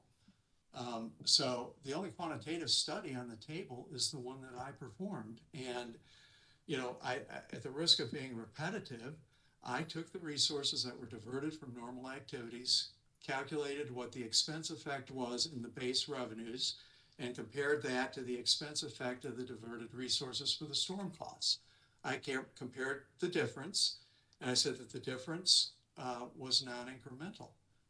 And if the company had an argument for backfilling, it should have made it, quite frankly. Well, and that's your approach was to take into account and look during the storm to see whether you could determine whether some costs were incremental and some costs were not incremental, correct? That was what the task was, because the company just simply made the assertion that all costs of all resources utilized to respond to the storm were in fact incremental. I made the argument that no, some of them were incremental, some of those costs were incremental, some were not. And I performed a calculation to quantify the amount that was non-incremental. And that still left adequate resources at the utility, the line crews, vegetation management in place to do whatever was necessary for day-to-day activities. And I know that because I have a comparison that the company provided to the total amount of resources, the line crews, the vegetation management, contractors, the damage assessors, and the flaggers. I have that comparison. That's why I know that not all of the company's native resources were diverted to the storm for any of the storms. Some were left in place to take care of business as usual. Thank you very much. This has been very helpful. Appreciate your answers. You're welcome. Commissioners, questions for Mr. Collin? Commissioner Caston. Thank you, Madam Chair. Good afternoon, Mr. Collin. Good afternoon, Commissioner. I'm certainly not trying to stick a stick in a hornet's nest here, but I'm probably going to ask a question similar to this. Yeah, sure. In Ms. Colbert's, let me see what this is, I guess rebuttal testimony on page 10, I guess watermark page 24,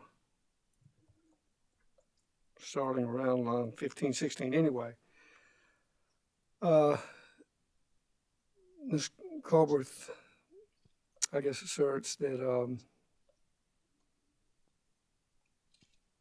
let me find where it was.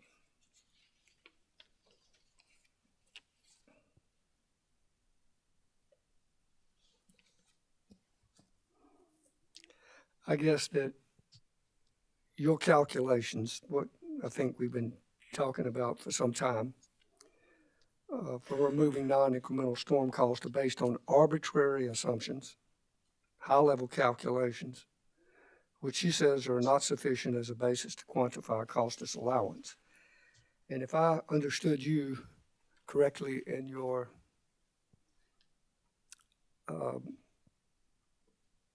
summary, testimony summary at the beginning, you stated that you had done a detailed analysis of, I think, native contractors and compared it with information supplied by Duke company. The company is that correct? Well, first of all, do you agree with Ms. Colbert's statement or contention? I don't. I did a detailed analysis. The company did no analysis, but I requested through discovery information that would allow me to compare the resources and the cost of those resources that were included in the base revenues, and then to determine the number of resources that were diverted to the storm activity and the cost of those, all on an expense basis. In other words, apples to apples. I asked for much more detailed information, but the company said, you know what, we don't have that, but this is what we have. So I worked with what the company had and could give us and did those calculations. I was very careful in scaling down the resources that were actually diverted for the storm, because to the extent that the company went outside its native resources and obtained other resources from other utilities under sharing agreements or mutual assistance agreements, I agree that those are all incremental. But the resources that were diverted from their normal operations, not all of those costs were incremental. Some were, some were not. And so by doing the comparison that I did on a resources diverted basis, compared to what was in the base revenues, and the expenses, the O&M expenses associated with that, which gave every benefit of the analysis to the company. And then I did it on a distribution basis and on a transmission basis, which is the resource allocations are different between expense and capital or plant, and they're different in terms of the resources that were diverted. You know, because typically the damages and the service outages are less with transmission than they are with distribution. So you have a lot more resources that are dedicated to the distribution part of the system. So I believe you said all that to say, no, it was, you do not think it was arbitrarily employed assumptions? No, I don't think they were arbitrary in the least. But the questions, you know, we asked in discovery were very specific to try to get at this issue rather than simply accepting the company's assertion that none of the costs were non-incremental. And my experience in other jurisdictions was that, like the Florida Commission has a formula that it uses to determine whether the costs were incremental or not, but it looks at 3 years history in the same month that a storm occurred in 1 year, and compares it to 3 prior years the same month for the cost of the native contractors. And then if it's more, then the more part is incremental. If it's less, then there's nothing incremental. And the calculation, I wanted to do a more refined calculation than that. I thought that was a little rough in terms of approximating the effect. And so in this particular case, I didn't follow the Florida methodology. I said, I think we can do better than that. Okay, thank you. And one final question. Obviously, this is about storms, and there's been much discussion about extraordinary storms and normal storms. Did you or anyone from ORS, I guess, look at, how that is determined, or is that a consideration? I mean, level 3 is absolute. Are these things simply based on damage done from a financial point of view, from a infrastructure point of view, which I guess would be tied to financial? Did you or anyone look at that, or you just take the storms for what they are and use the numbers given? Kind of a combination, actually. The company has its emergency response plan, which you heard about from Mr. Weir, from company witness Weir, and it describes how Duke determines the storms for which it separately tracks the costs. I tend to look at it a little bit more simplified. Those storms are all named storms, I believe, and so that's really my dividing line. Is it a named storm or not? And that's typically the dividing line in the regulatory process. And so then once you get to a named storm, the question is it significant? And these are factors that were addressed by ORS witness Roden in his testimony in terms of whether it's appropriate to defer the costs and whether it's appropriate to have a carrying charge applied to those storm costs. And for example, even if it were a named storm, if you just got a portion of it, or kind of high winds or something like that, maybe it did $100,000 worth of damage in South Carolina, but did $28 million worth of damage in North Carolina, it would be a named storm, but it would have very little impact in South Carolina. So, that's why I say it's really a combination. Some of it is judgment, but I would say a hard dividing line as a starting point would be whether it's a named storm. Thank you very much, Mr. Collins, and I have no more questions, Madam Chair. Thank you, Commissioner. Commissioner Thomas? Thank you. Good afternoon, Mr. Collin. Good afternoon. So just a minute ago, you were talking about the Florida methodology of looking at 3 prior years and during the same month to sort of normalize that out. And were you looking at that in connection with the way they file a rate case or a securitization?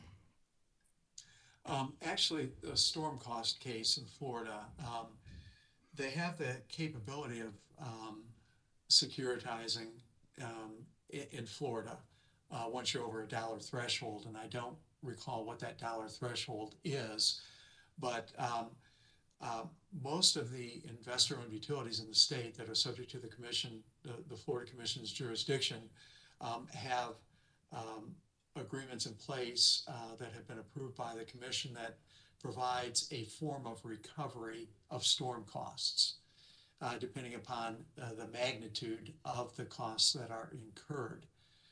And so the utility essentially comes in and asks for recovery of the storm costs. The commission reviews those costs and determines what the prudent and reasonable level of the costs for recovery are, and then determines the form of recovery. And if there's already an agreement in place as to the form of the recovery, the utility can ask for a modification to that, but I believe other than that, the commission follows whatever the agreement is in place. Okay, so when you're saying the form of recovery, that could be in normal, regular rates or in some sort of a storm securitization, would that be correct? Well, yes, but it would be a storm cost rider. In other words, in Florida, they don't include storm cost recovery in the base general rates. Instead, they put it into a rider for recovery, and that way they can track the storm costs by putting them, and it's very similar to securitization, except the underlying financing is different. And in Florida, the commission has a lot of jurisdiction in terms of a lot of discretion in terms of the interest rate that it could apply to storm costs. So you see quite a variety from all the way to 0 to a weighted average cost of capital. But the distinction being that in Florida, they don't include storm costs in the general base rates. They include all storm costs in a rider or some alternative form of recovery, but not general base rates. Okay. So I believe that Ms. Smith said earlier that the inclusion of the NOL would have made the amount recoverable from customers higher, and trying to make sure that I understand that. So basically, the NOL would create a deferred tax asset, whereas the maker's accumulated deferred tax would be a liability. And I guess the meaning of that would be that the NOL deferred tax asset would be higher than the maker's deferred tax liability, and that is why, in her opinion, the amount recoverable from customers would be higher. Is that, what do you have to say about that? Well, first of all, you correctly summarized her logic, but the logic is flawed because, first of all, the NOL ADIT, so, she threw out a number of $9.5 million in her rebuttal testimony, which is the total amount of the NOL ADIT under her allocation, not the total amount that was caused by the maker's depreciation. In other words, the NOL is created by taking all income in a tax year minus all deductions. And this was done at the DEP parent company level.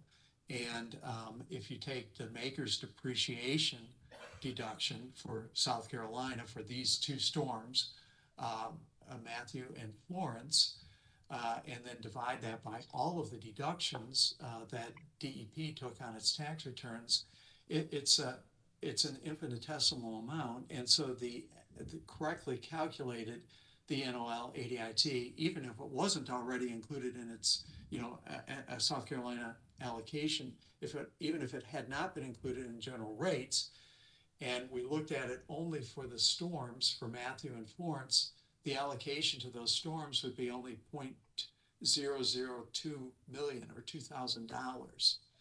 So even if you added that to rate base, it would just have almost no effect, and it wouldn't hardly offset the maker's depreciation ADIT. So, both issues are important, whether or not it was included in general rates, and that's kind of a starting point. If it's already included in general base rates, then there's no issue with respect to whether or not you include it in the calculation of the carrying costs on the storm costs. And the other thing is that the real test, I think, is whether the company itself did offset in its per books, its accounting calculation of the deferred carrying costs. Set aside for the moment what it's asking you to approve, but on its per books calculation, it didn't offset the liability, the ADIT, the bonus depreciation ADIT. It didn't put an NOL ADIT into that calculation. It's just asking you to do it now for rate making purposes. So I don't think it's wrong. I don't think it's right or correct on any level to incorporate it into the storm costs. It's already, you all have already addressed that in the general base rates. But even if you, considered it again with respect to the storm costs, it would be de minimis, correctly calculated.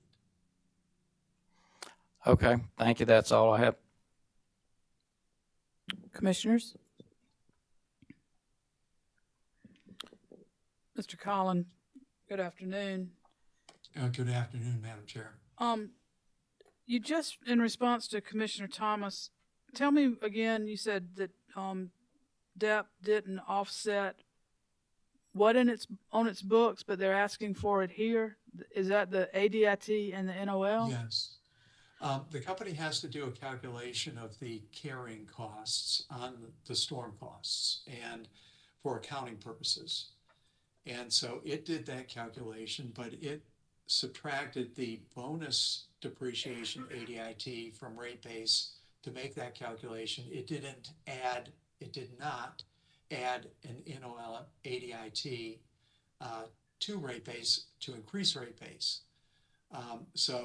And quite frankly, it would have been incorrect for accounting purposes for it to have done so, given that it was already included in the base rates, the general rates. And those would be the rates that went into effect in 2019? Correct. Okay. Yes. Okay. I think Commissioner Thomas covered my other issue that I was.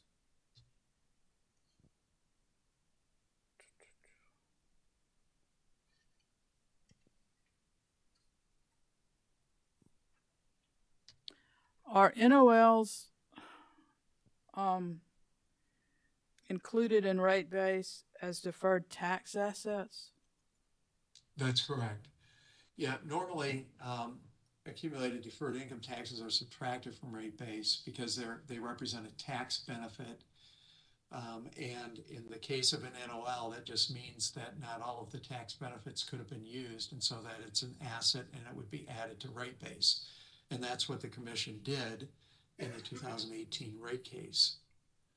Okay. And so, the NOL ADIT gets recalculated every year.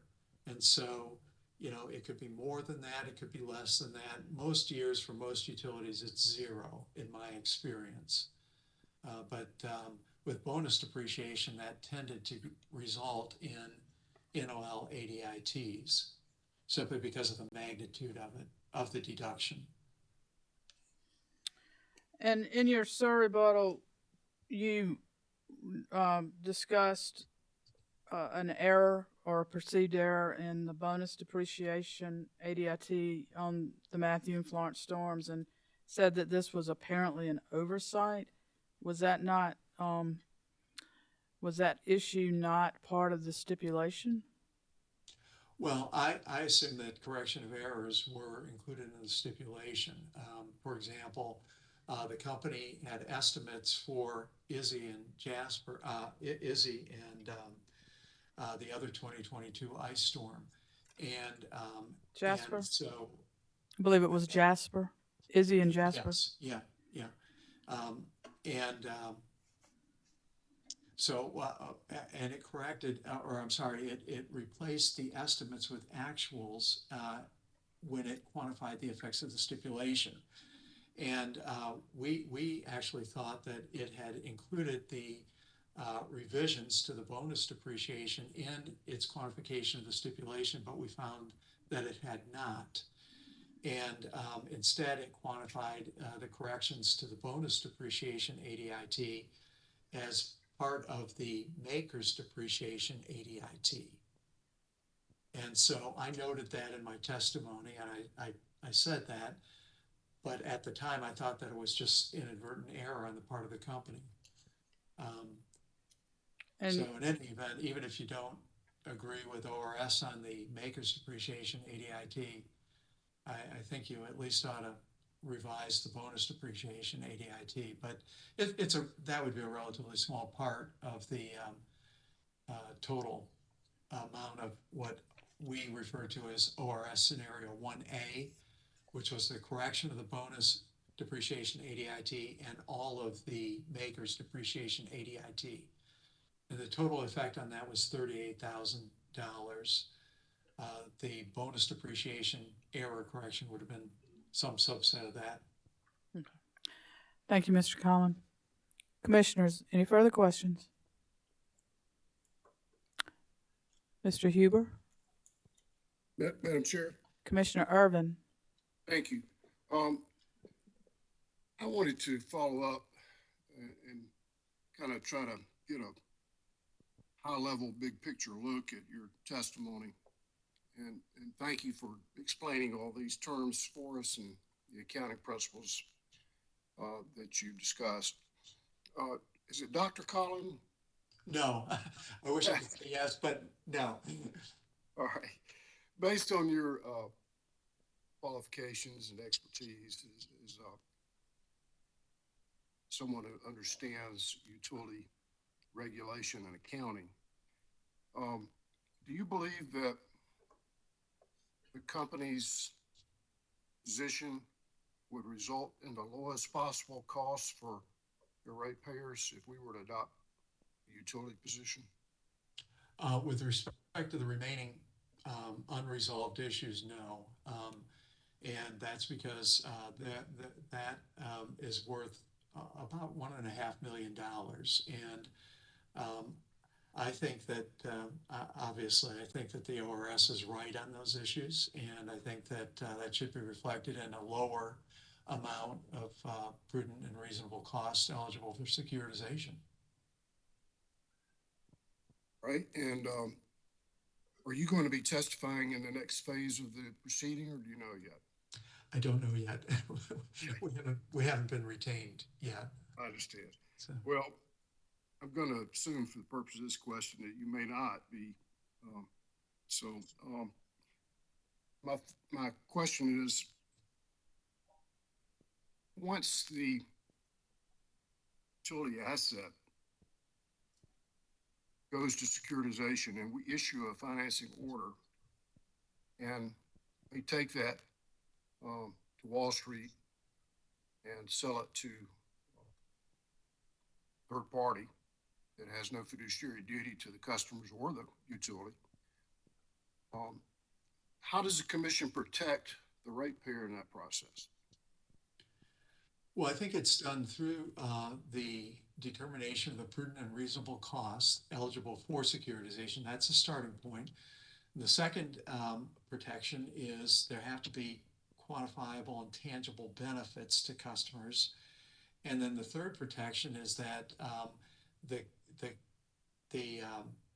the amount that is securitized and the tariff that is set to recover the securitized, the debt service costs on the securitized assets those are all set. And there are provisions under the statute for some true-ups, but for the most part, everything is set up front so that, and the SPE, the special purpose entity, the financing entity, goes and issues the debt. It obtains its debt investors based upon the promise, and essentially the securities or the statute that is enacted to affirm its right to recover those costs. And the utility is basically out of the picture after that because it just becomes a collector and a remitter. So even though it has the tariff, it doesn't even include the amounts that it collects from its customers in its revenues for accounting purposes. It becomes almost like a sales tax collector. Right. So you say the remitter, you're talking about the ratepayer. No, I'm talking about the utility. Utility is a remitter. Who's the collector? The utility is. The utility is a collection agent for the financing entity. Okay. All right. I'm learning a lot here. So, so there really is no true up after the deal is done with, the securitization, right? I think there are some statutory true ups. One that I recall in the statute is that, there could be a true up in a number of different forms for costs that are more or less than what were estimated. For example, consultants, financial advisors to the utility and those types of things. And usually the financing orders provide for a true up to make sure that the special purpose entity, the financing entity, doesn't get caught short, or if it over collects, through the utilities tariffs that are, the amounts that are then remitted to the special purpose entity. Of course, you all would want the over collections to come back, but there are protections in the statute itself. I understand, but it sounds to me like that financing order and the terms of that financing order are going to be very, very important in terms of future outcomes. You agree? I do agree, yes. I've been through enough of the securitization financing in other jurisdictions that the terms are extremely important. And is that something that only an expert in utility securitization would be able to really talk about? I mean, it's a highly specialized field, isn't it? It is, and there really are, I think, multiple fields involved. You have the advisors, the advisors on the forms and the structure of the debt financing for the financing entity. For example, most of the securitization financing has different tranches of debt because you're trying to market that debt to different investors with different risk tolerances, different time frames. So you may have some of that securitization debt be 1 year, some be 3 years, some be 7 years, 10 years, even 15 to 20 years. And so you build a profile, of risk and duration, or what they call tenor, at that your investment advisor, the utility's financial advisor, thinks they can market. And does the underwriter have any kind of fiduciary duty to the utility or to the ratepayers? That I can't answer. I don't know the answer to that. Yeah. Well, I'm going to ask that question in the next phase because I'm interested to know. I think the answer is no, but I will reserve judgment on that until we hear all the testimony and evidence. But I suppose the underwriter does have a fee schedule that's negotiable, right? Well, I think that the utility could bid that out, or they may already have an existing relationship, or may already be working with an investment advisor like UBS or Credit Suisse, or some of the industry, well-known industry participants. Sure. And Duke has done securitizations in Florida and North Carolina, so they may have their own underwriter available to handle this transaction, I suppose. I would say that if they have experience with a firm, and it's within the fee schedule is within a range that they're comfortable with, they probably would go with somebody that they're comfortable with. But would it be important for the ratepayers to have kind of ears in the room. I'm not talking about being a part of the negotiation, but just having transparency in terms of what those terms might be for the negotiations. Yes, that has been my experience, and I think that the ratepayers obviously have an interest in the terms of the structure of the debt profile, basically. You know, for example, you don't want an average tenor or an average duration of all of the tranches of debt being 2 years. I mean, my gosh, then you'd have to collect the entire amount from customers over 2 years. But you may, on the other hand, from a financial markets perspective, not be able to collect it over 20 years.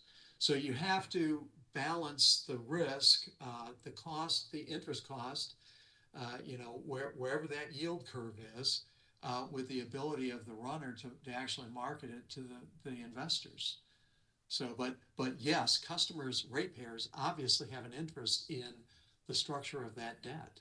So the ratepayers need to have a person in the room where it happens, so to speak, right? I think that would be a good idea, yes. And before they can really certify, well, this is a fair deal, right? A fair deal or an appropriate deal. You know, you don't want too much cost recovered too early, but you know, that all has to be balanced through. But yeah, there's a lot of stakeholders here. A lot of moving parts, right? That's correct. And so if you send it out in tranches, like 2 years, 4 years, 6 years, 10 years, 20 years, does that mean the ratepayer line item fluctuates over a certain period of time, or they just kind of average it out? It could be, I've seen it predominantly averaged out. And part of it is that the recoveries from the ratepayers, the structure of the tariff, and its requirement of the financing agreement with the special purpose entity, that basically you have to have a reserve, because the financing entity can't be right on the edge. Okay, it needs a little bit of cushion in there. And, so you need a reserve margin. What percentage what's the range on a reserve margin? Madam Chair, I hate to object, but Just a moment, Mr. Huber. I think we're going pretty far. We're in. I understand. Referring to phase 3 here. Okay. Thank you, Commissioner. I'm just trying to take advantage of your expertise. But thank you for your answers, and we appreciate your testimony. Thank you, Commissioner Irvin. Commissioners, any further questions for this witness? Mr. Huber, any redirect? Very brief.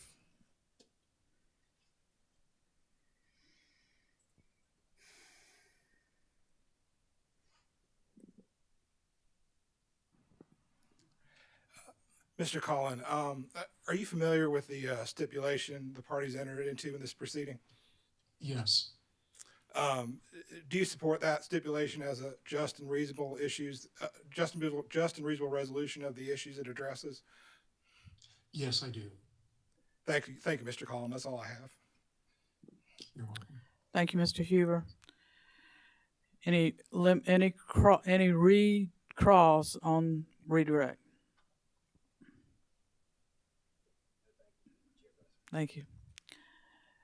Mr. Collin, thank you very much for your testimony today. We certainly appreciate your appearance and your testimony, and you may stand down. You're welcome, Madam Chair. Thank you. Thank you, sir. Have a good afternoon. You too. Madam Chair, may I ask that Mr. Collin be excused? At your peril. It's Thank up you, to Madam you. Chair. I've let him stand down. It's up to you. Thank you, Madam Chair. Mr. Huber, Ms. Rainey, Mr. Knowles. Oris calls Randy Futrell to the stand. He'll be appearing virtually. Mr. Futrell is virtual. Do we have him? There he is. Bear with us just a second, Mr. Futrell, while your attorney gets set. Okay.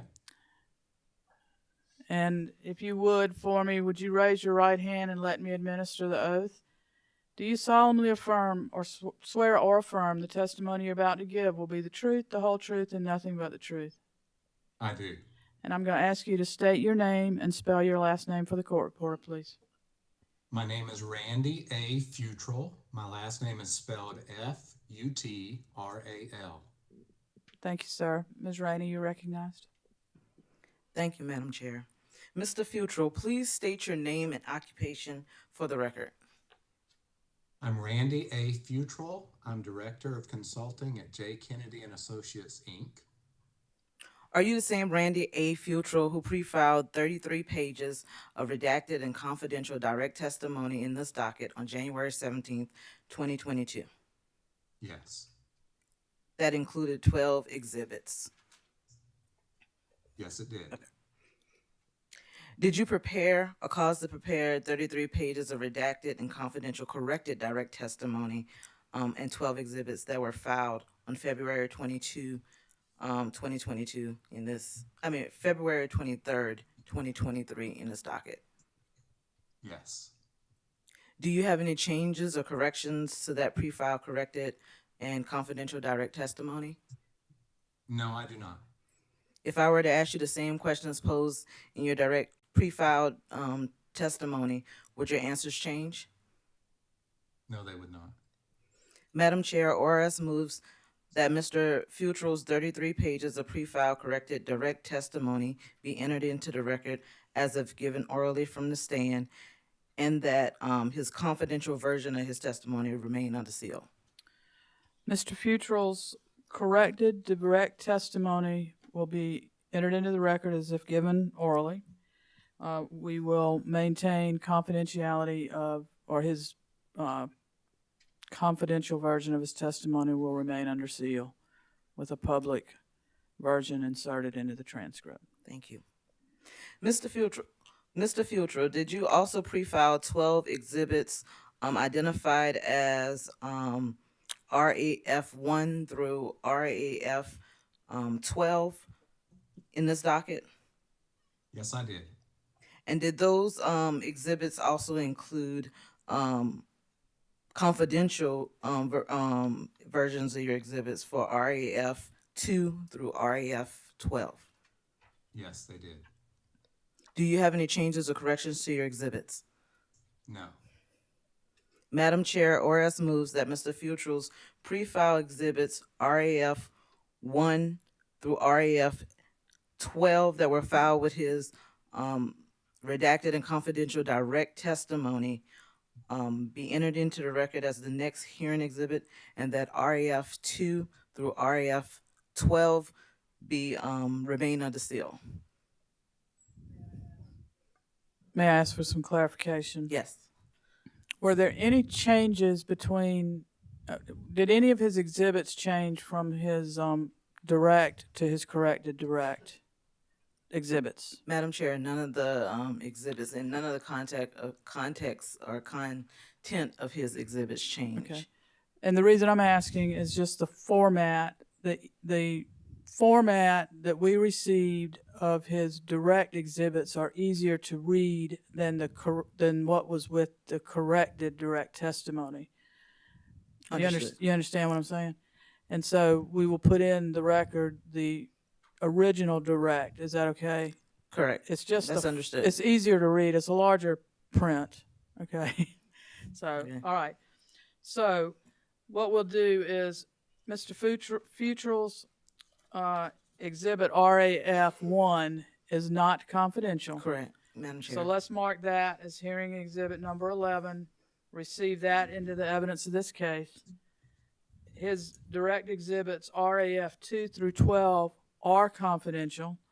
That will be a composite exhibit as hearing exhibit 12, marked for identification and received into the evidence of this case, and RAF 2 through 12 will receive confidential designation. That hearing exhibit 12 will remain confidential.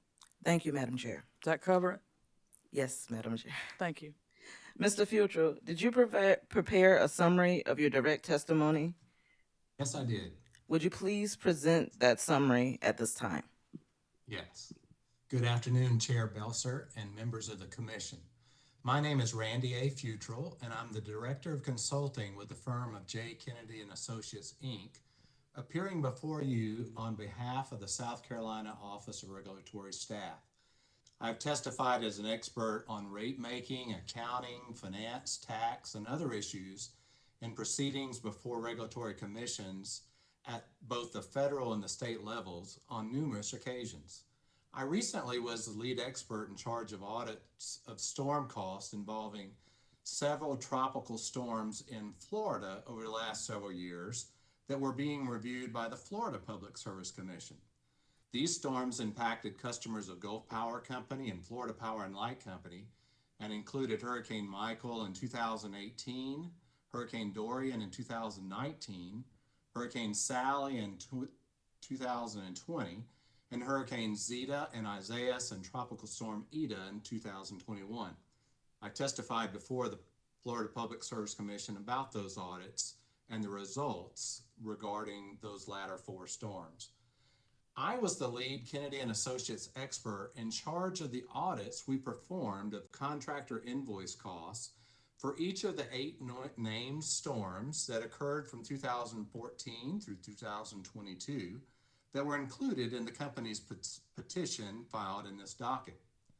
I describe the audits we perform, and I present our findings and recommendations.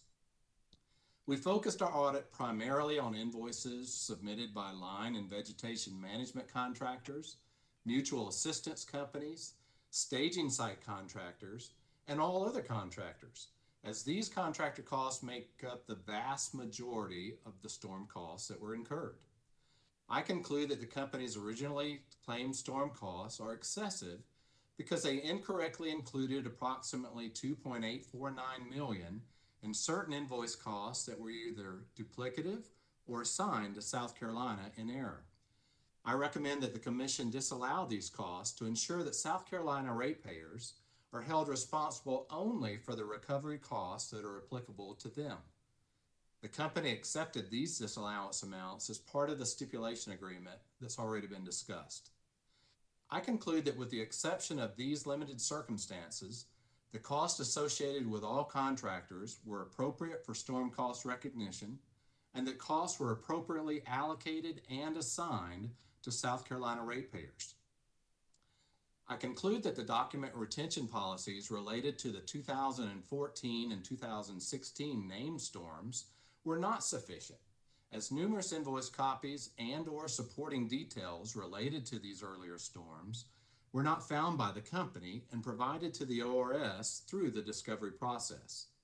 However, I do not recommend any disallowances related to the missing documentation due to the time that elapsed since the storms hit, the information that the company was able to provide, and the very complete nature of the documentation that was available for the 5 storms that occurred in 2018 and thereafter. Based on a review of thousands of expense receipts, I conclude that DEP did not seek to include various types of expenses such as alcohol purchases or other lavish and extravagant expenses, lobbying expenses, contributions, gifts, awards, penalties, fines, dues, and memberships as part of the recoverable costs being requested. I make recommendations for certain process improvements that would further streamline the audit process for future storms. I recommend that the Commission direct the companies to maintain copies of all correct contracts and detailed invoice information by vendor name for all contractors until all storm cost verification processes are complete. I recommend that electronic versions of this documentation be maintained and it be readily available when DEP files for cost recovery in order to avoid unnecessary delays for reviewers. The company agreed to these process improvements as part of its rebuttal testimony. Thank you. That completes the summary of my direct testimony. Madam Chair, Mr. Futrell is available for questions from the parties and the Commission. Thank you. Thank you, Ms. Rainey. Newport Steel, South Carolina. No questions, Madam Chair. Department of Consumer Affairs. No questions from Department, Madam Chair. Duke Energy Progress. No questions. Commissioners, questions for Mr. Futrell. Madam Chair. Vice Chair Powers. Mr. Futrell, good afternoon. Good afternoon, Commissioner. In reading your testimony and different things, I wasn't sure, was it a determination that these things were lost, destroyed, or or exactly this earlier information, what did you determine about it? What your question is referring to are the 2014 and 2016 storm cost invoices. What we determined was that there were a number of invoices to back up the costs that were included in all the general ledger detailed summaries that were one-page summaries. And in that regard, we have proof that the one-page summary was there, that amount was entered into the system, but we don't have information in regards to timesheet data or where the crews worked, which is normally detailed in the timesheet data. But we can, on those invoices, we can see that the costs were incurred because there was an invoice from the vendor for that amount. We just don't have the details in order to perform a very complete audit of those invoices in particular. There was another subset of invoice copies that the company described as system-generated invoices. These were invoices that the company couldn't really find copies of the invoice from the vendor itself, but it did provide copies of the details that were entered into the accounts payable system. And then the vast majority of those invoices, you can see a line item for each type of contractor and a cost that matches up to all the contract rates that are extended across. So you can see that the company would have had to have had an actual invoice copy to enter all of that very detailed information.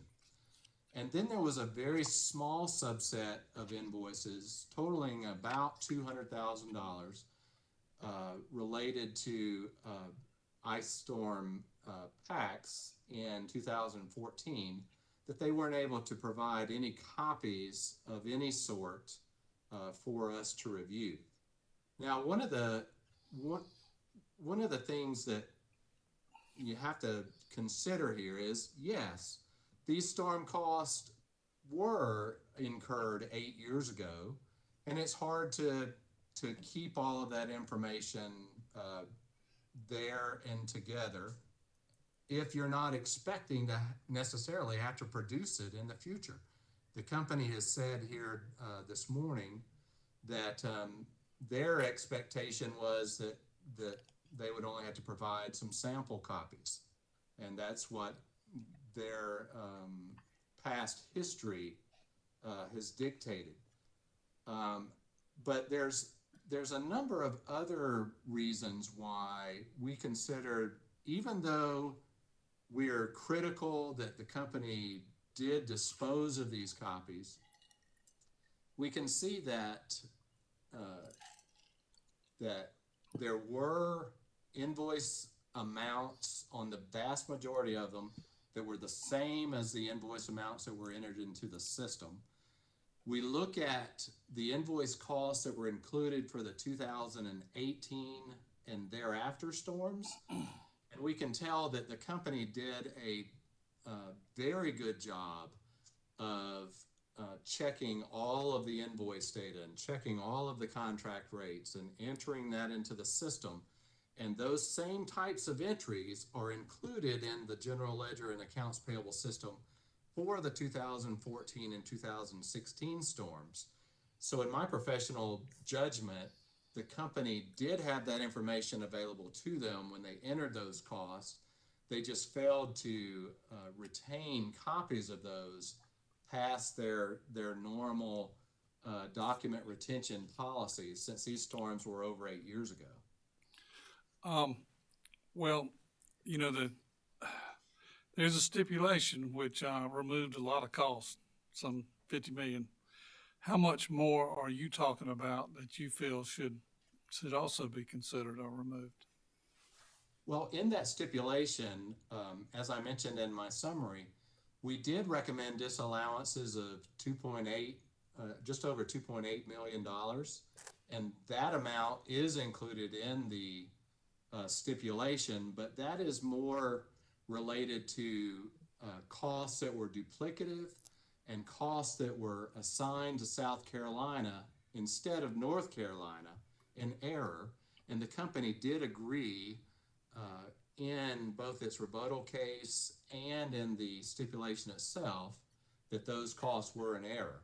We did not recommend any additional disallowances related to any of the invoice copy information that the company failed to retain. Well, and that's my question. Do you feel there should be further disallowance based on your testimony today? No, I do not. Okay, thank you. Commissioner Madam. Caston? Thank you, Madam Chair. Mr. Frutal, thank you for being where you are and talking to us. On page 4 of your corrected direct testimony, you state the level of ORS review of invoice and contract information appears to have been much more in depth than the company expected. Why did you think that? Did someone say that, or why did you think that? Well, first of all, the first groups of sets of invoice copies were not very complete, but the company did commit to supplement those at a later time. And then even still, we were looking at invoice copies even for all of the years and noticing that there wasn't a lot of documentation proof to back up the costs that were invoiced in terms of timesheet data and matching the contract rates and that sort of thing. So we actually had a Teams meeting, an online virtual meeting with DEP personnel, and by we, I mean members of the ORS that has presented their case here today. And they basically said that in response to our questions that they had expected that we would just have to provide, that they would just have to provide a small sampling of invoices, and that our request for copies of all of the contractor invoices and supporting documentation was just much more than they had ever encountered and much more than they expected. So the company did in fact tell us that. Clears that up. I understand. Thank you very much. And I do note also on page 5, if you're corrected direct, you do say that DEP personnel worked very diligently to provide the supporting information as completely and as quickly as possible. I applaud the company's efforts to eventually provide copies of the vast majority of supporting data, and you're going to finish that. So you definitely seem satisfied that they were absolutely trying to work with you and give you what you needed. Yes, very much so. And you have a high level of confidence that just looking at what invoices were paid, looking at their accounting information, that everything's good to go. Yes, we went through a very, very detailed look at all of the invoices, all of the timesheets, all of the contracts, and we were looking for many, many different types of things. I actually detailed the types of things we were looking for in my testimony. It takes, I think it's 2 pages worth of different points that we were trying to review. And throughout that, the only items that we saw a problem with, we actually flagged, we asked further discovery on, and the 12 invoice items that I detail later in my direct testimony for the disallowances are the only amounts that we deemed as not proper for recovery. Understand. And finally, on page 6 of your corrected direct, round, I think, line 11, 12, you make recommendations for certain process improvements that would further streamline the audit process for future storms. Are those recommendations including like records, record retention, keeping, filing? Is that part of those recommendations? Yes, that in fact is basically what those recommendations entail. It's keeping all of your invoice documentation separate from other invoice documentation so that, you know, there's no chance that it could be discarded, making sure you retain that until the commission actually authorizes recovery related to those items. And then also maintaining just the contracts that are related to the storm cost recovery items that are presented as part of the company's case. In this particular instance, we had to fish through numerous versions of contracts for each of the contractors, and some of those contracts would go back years and years and years and have all kinds of amendments, and a lot of them would be 200 pages or so. So it just created a lot of extra work. And so I think the company could do a much better job of retaining just what is required for a review process. And it's something that they put together and that they have for review when they actually review the invoices in the first place. The good news is the company now has a more automated system, as we saw for the storm costs that were incurred for 2018 and thereafter, where they use, they basically upload all of this invoice information into its accounting system, and then they use what they call software bots, or for lack of a better word, like robots, to actually pull all of the documentation. And that's what they were able to do for the 2018 and thereafter storms. And they were very successful in pulling that, and they provided it by vendor, which we found in our audits is by far the best way to try to organize all the invoices and all the contracts. Okay, so it sounds like what I'm hearing is prior to the 2018 storms, I don't know, I guess they just had paper copies of invoices, and maybe since then they've scanned them or only do them electronically. Is that what you're saying? Yes, they were able to pull the 2018 and thereafter storms after we asked for them, but they need to have those available already when it files its case.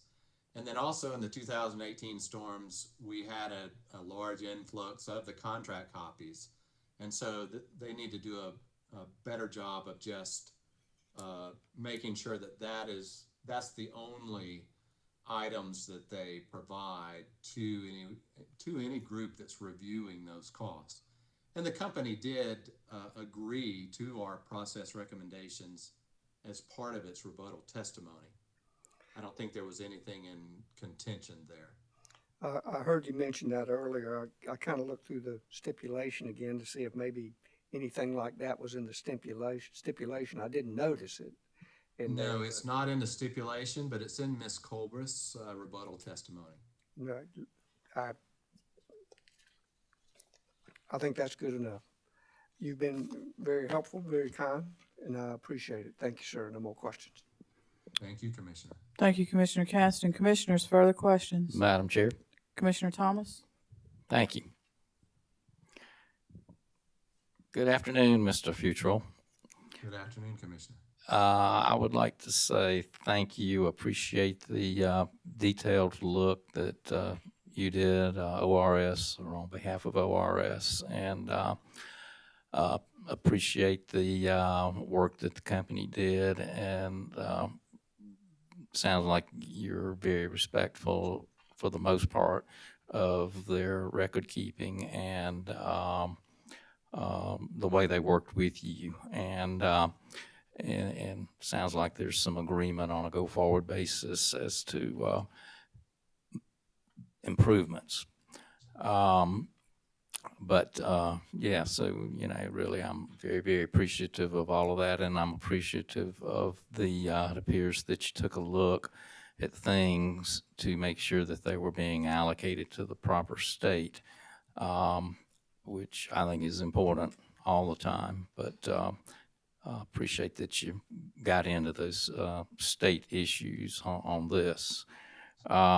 So my question would be is that you found a very, very low percentage, I don't know what the percentage is, but a very, very low percentage of an error. Basically, I guess that's for everything except for the 2014 and 16 items that you didn't have the documentation for. And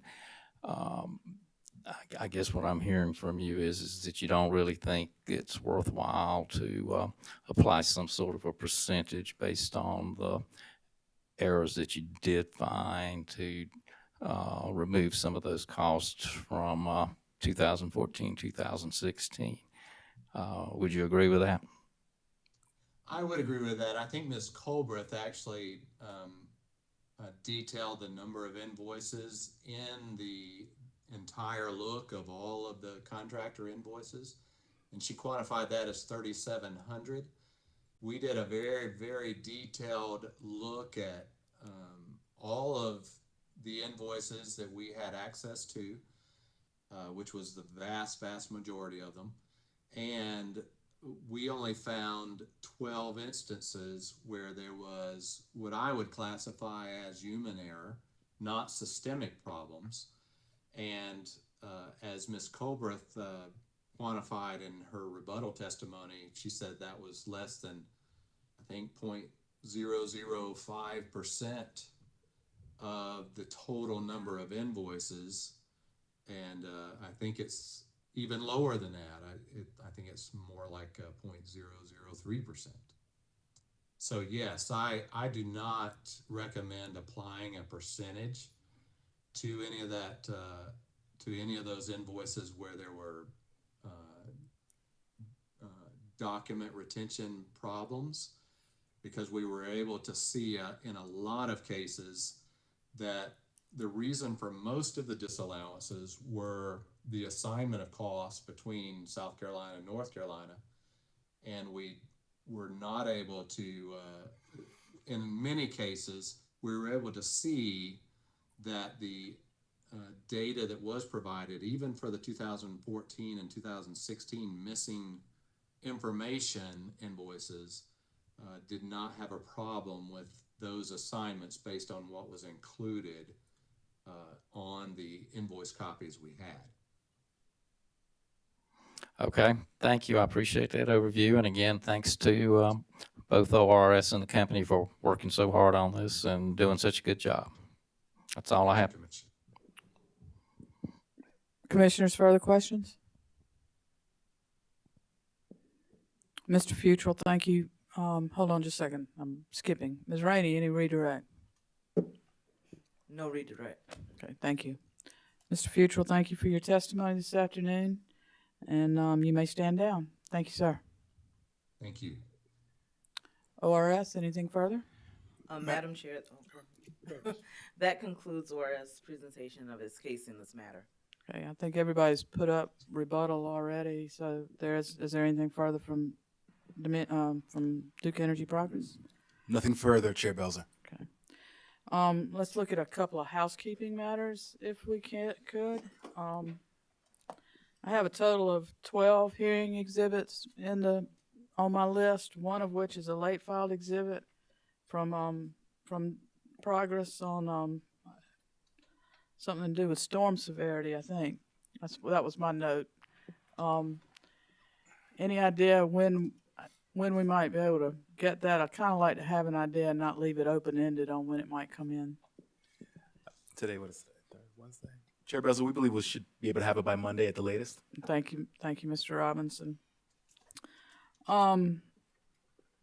As we discussed at the break with council, there was a question about the question of deferral, and I think council indicated it might be more appropriate, instead of trying to address that in argument, to file a memo or a brief on that. Do you want to do that when you file proposed orders? Does that sound Yes, Chair fine? Belzer. I think we'd be prepared to file the brief as well as the proposed order on the same day. Okay. What would we look at, Mr. Huber? I said that's fine with ORS as well. Okay, thank you. So we know about a transcript. I'm not sure if we know about a date, but are we looking at 10 days, 2 weeks after a transcript, or do you think additional time might be needed after that? I don't know what everybody's workload is right now. Chair Belzer, from the company's perspective, 2 weeks after the date of the final transcript would be appropriate. Mr. Huber? Madam Chair, ORS is okay with that as well. 2 Okay. weeks from the final transcript. Once we coordinate with the court reporter, Mr. Winburn will send out a email with that date to the parties, if that's okay. Is there anything I'm forgetting? Anything you need to bring up before we adjourn? Ladies and gentlemen, I'd like to thank you for all your work. Obviously, there's been a lot of work that's gone into this case from both sides, and I for one, and I think I can speak for all the commissioners to say we certainly appreciate it, and certainly appreciate the way that y'all have worked together through a lot of the issues in this case. I think that some of those resolutions certainly benefit all involved and ultimately flow down to the ratepayer, which is of utmost concern to all of us. So thank you very much. If there are any issues, please feel free to contact Mr. Winburn, of course, copying all parties. And with that, we will adjourn, and thank y'all very much. Safe travels home. This hearing is adjourned. Thank you.